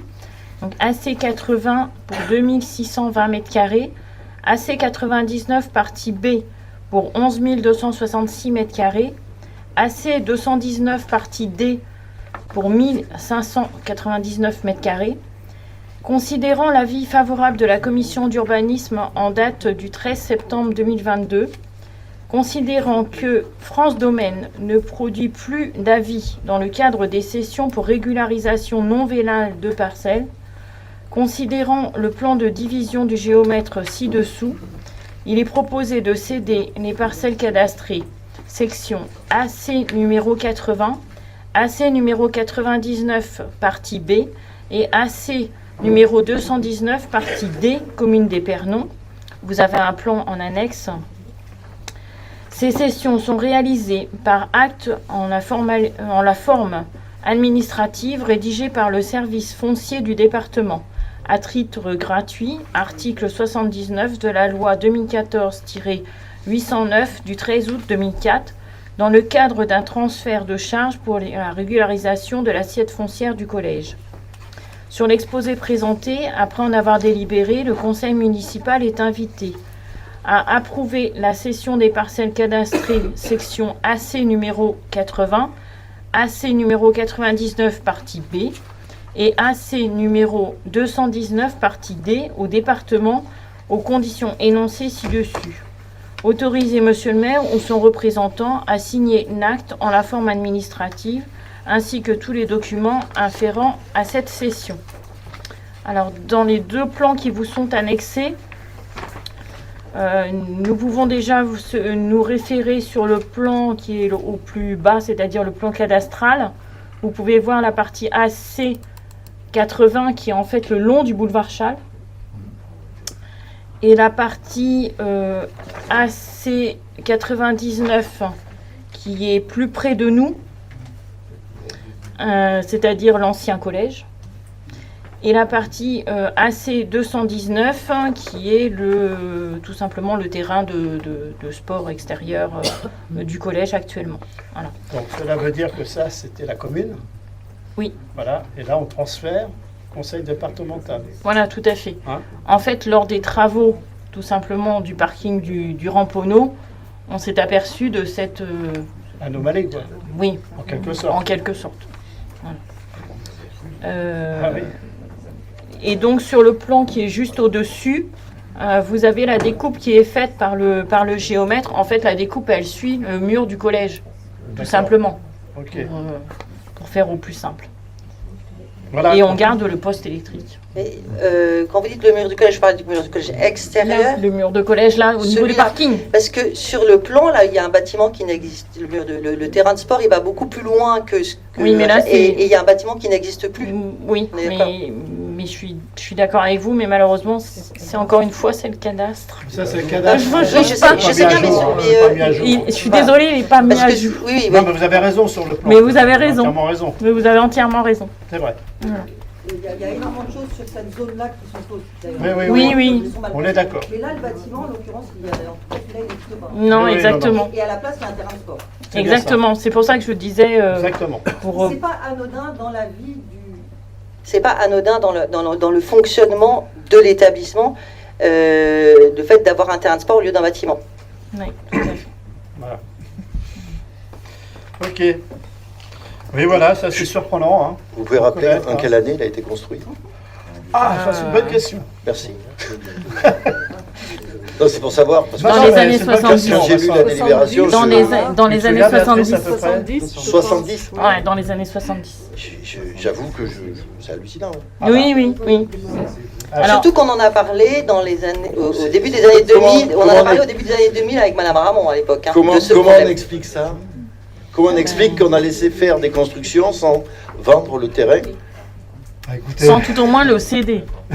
Sans forcément le vendre, mais non, tout mais au ça moins le pourrait céder. être le vendre à l'euro symbolique. Tout à fait, voilà, ce qui a été fait pour le lycée, par exemple. Mais tout à fait. C'est juste ça, c'est pas pour récupérer. Pour information, je n'ai pas parlé de la section AC 79, qui est celle entre les deux,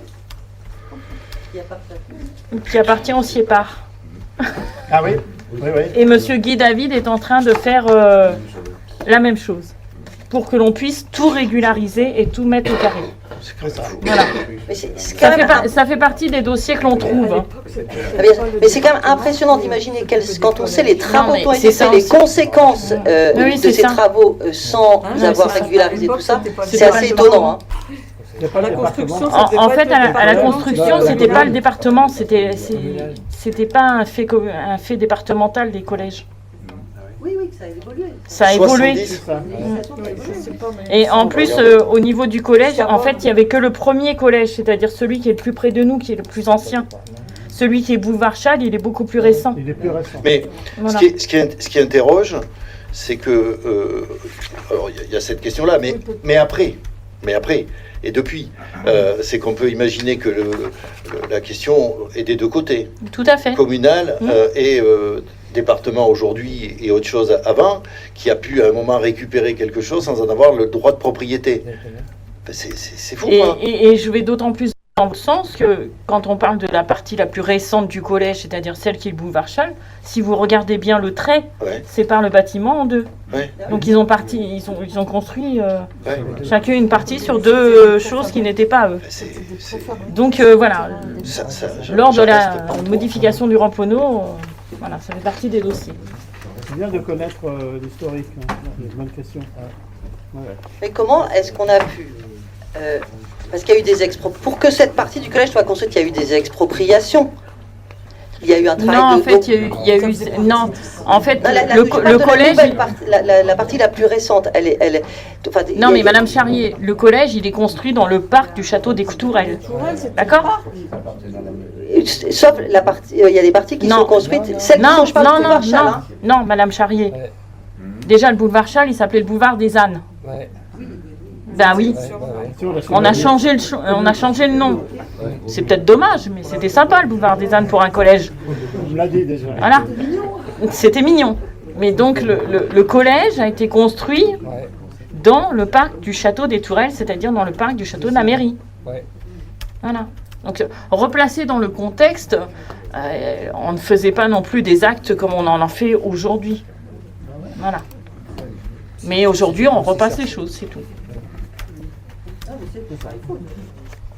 Mais enfin, quand on sait ce qui a été fait comme travaux dans le collège, quand on sait les conséquences de ces travaux sur l'environnement et les maisons alentours, c'est quand même très étonnant. Et ça aussi explique, enfin, il y a des questions. On se dit il y a vraiment des questions qui ne sont pas posées. Ceux que nous avait déjà dit l'architecte du patrimoine, qui était du département, qui s'était quand on l'avait fait venir, il y a quand même des choses qui sont troublantes et inquiétantes pour les habitants. On va passer la Ok, Madame Charrier. Bon, ben voilà. On passe au vote. On passe au vote. Bon, merci Armel pour le travail qui a été fait.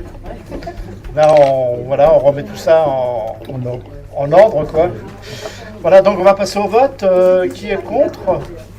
On ne peut pas être contre, mais moi, c'est à mon avis. Qui s'abstient et qui est pour? L'ensemble du conseil, merci. Qu'est-ce qu'il y a d'autre maintenant? Informations diverses. Informations diverses. Une nouvelle procédure de convocation. Alors, ça concerne les convocations. Parce qu'on a, il y a eu des soucis de convocation. Hein, certaines personnes ne recevaient pas. C'est bien ça. Hein? Donc, une question a été posée à l'association de maires de France, c'est-à-dire dans le cadre de la dématérialisation, est-il toujours nécessaire d'adresser les convocations hors du jour et notes de synthèse par voie postale en plus d'un envoi par email? Parce qu'il y avait certaines personnes que j'ai connues qui, c'était après le conseil qui recevait la convocation. Ça causait un problème avec la poste. C'était lié à la modification du fonctionnement du courrier, qui a retardé, qui a fait que au lieu d'être distribué en 48 heures, ça vient quand ça arrive. Alors, le cas échéant, est-il possible de déposer les courriers papier directement dans les boîtes aux lettres des intéressés, ou est-il nécessaire d'avoir une preuve de dépôt tampon de la poste, par exemple? Alors, on a eu la réponse. Alors, depuis la loi engagement de proximité du 27 décembre 2019, la convocation est transmise par principe de façon dématérialisée. Par réception, les conseillers municipaux qui le souhaitent peuvent se voir adresser leur convocation par voie de courrier à leur domicile. L'envoi des convocations se fait par pli ordinaire. Il n'est pas, par ailleurs, pas nécessaire de recourir à l'envoi des lettres recommandées avec accusé de réception. Je vous conseille en revanche de prévoir un accusé de réception par vos courriels afin d'éviter toute possibilité de contestation. Voilà. Voilà ce que je voulais vous... juste, on va pas en faire des tonnes. J'ai regardé la loi, j'ai pas trouvé. Honnêtement, cette partie-là, j'ai pas trouvé. Mais Bon. Écoutez, c'est ce que non, nous a mais répondu. je ne l'ai pas trouvé. J'ai Loi trouvé 221 plein de choses qui va dire intéressantes, du Code général de- mais ça, j'ai pas trouvé. Mais c'est pas grave. J'ai vu que il y avait un Wi-Fi ici. Ouais. On reçoit les éléments par mail. Ça serait bien si on pouvait, puisqu'il faudra amener nos ordinateurs, sauf avoir des gros documents, et à ce moment-là, je demande effectivement que l'impression soit faite. Mais ça permettrait peut-être de pouvoir ouvrir nos mails, regarder les documents, plutôt que tout télécharger sur les bureaux, etc. etc. C'est une suggestion que je vous fais, pour pouvoir les lire. Et ensuite, je ne suis pas persuadé, en tout cas, c'est pas comme ça qu'on fait à la Comcom. L'accusé-réception n'est pas fait par mail, il est fait par rapport au serveur. C'est ça, Attention. par rapport au serveur. Donc C'est attention, différent. ouais, parce qu'on ne reçoit pas obligatoirement les mails, il suffit qu'il y ait des problèmes d'accessibilité, de serveur. Voilà, attention. Alors que... À la Comcom, si on n'a pas accès, ça se voit tout de suite. Ah, ça se voit tout de suite. Voilà, donc on sait qu'il y a un souci. Mais la loi, j'ai pas vu. Ok, d'accord. Qu'est-ce que je voulais vous dire? Je tiens à vous remercier d'être venu à la cérémonie. Je remercie Patricia de l'avoir organisée. Non, mais c'est vrai, ça a été très bien organisé. Je remercie beaucoup. Moi, je vous remercie tous de participer à la vue communale. J'en profite ce soir, que ce soit tout le monde. Je ne fais pas d'exception. Voilà. Donc, maintenant, le prochain conseil. Ah, peut-être que vous avez des questions diverses. Oui, s'il vous plaît, juste une. On parle de la cérémonie d'hier, là. Oui. Ça serait pas intelligent d'avoir une autre sono, ça, ou vraiment Alors, vérifier le truc, je sais pas. Alors, ce qui s'est passé, j'ai demandé à notre agent, quand il le mettait à fond, ça coupait.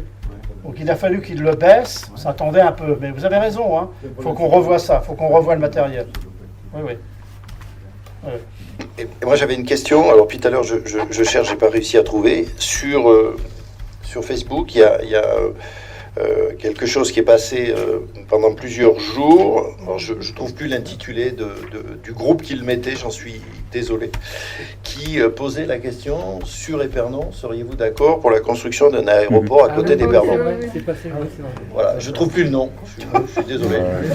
C'est un genre d'enquête citoyenne fait par mais en tout cas, quelqu'un qui travaille avec des collectivités. Un aéroport? Non, oui, un aéroport. Quelqu'un qui travaille avec des collectivités, hein, donc c'est pas... Voilà, je pense, mais je l'ai vu, moi, je me suis dit, tiens, un aéroport ici, on n'est pas au courant. Des gens m'ont interpellé en me disant, un aéroport ici, j'ai dit, je crois pas, mais je poserai la question au conseil municipal qui ne manquera pas de nous éclairer. Je vais vous dire, moi, moi je regarde pas tout ça, mais réponds, Dominique. Oui, alors, ça m'embête parce que je vais pas faire de la pub à un site qui... Voilà. Non, mais la question était pour ou contre la construction d'un aéroport près de chez vous. Donc je vous invite à répondre à cette question. Mais franchement, je plaisante, mais voilà, je vais pas faire de la pub pour ce site. Tout le monde a compris que c'était n'importe quoi, je crois, en termes politiques. Voilà. Mais sauf que ça interpelle des... Oui, ça interpelle après. Qui se disent, c'est quoi ce délire ? J'ose espérer que les Spernoniens se doutent qu'il n'y aura pas d'aéroport à côté d'Épernon. Oui, non, attendez. Il y a déjà un aérodrome à Bayeux. Dans les réponses, il y en a qui ont répondu oui. Ouais. Les Spernoniens, c'est cool. Oui, mais ils ont le droit de répondre, hein, moi. Enfin, je pense qu'on peut rassurer tout le monde, il n'y aura pas d'aéroport. Il est toujours bien d'indiquer que oui, la question qui se pose... Vous savez, sur Internet, enfin, je me méfie, je suis sûr que vous faites pareil, sur Facebook, on trouve vraiment de tout, et il faut savoir faire la part des choses. Je le fais, moi. Madame Charrier. Juste une question simple. Lors du conseil précédent, concernant la maison à pont de bois, on avait posé la question du coût d'immobilisation de cet échafaudage, puisque vous nous avez annoncé qu'on était loin du but concernant les travaux. Voilà. Donc juste si vous pourriez nous donner cette réponse, ce serait bien. Bon, on vous donnera la réponse. Merci. Sans tarder. Ça, et puis la date du prochain, en fait. François 12 juin. Le 12 juin. Alors, prochain conseil municipal, le 12 juin. Voilà. Lundi, pas là, lundi. Normalement, Non. je vais me faire remplacer pour mon astreinte. D'accord. Je te dirai la date. Ok. Bon, bah écoutez, il est quelle heure? Il est 22h23. Bah, je vous libère.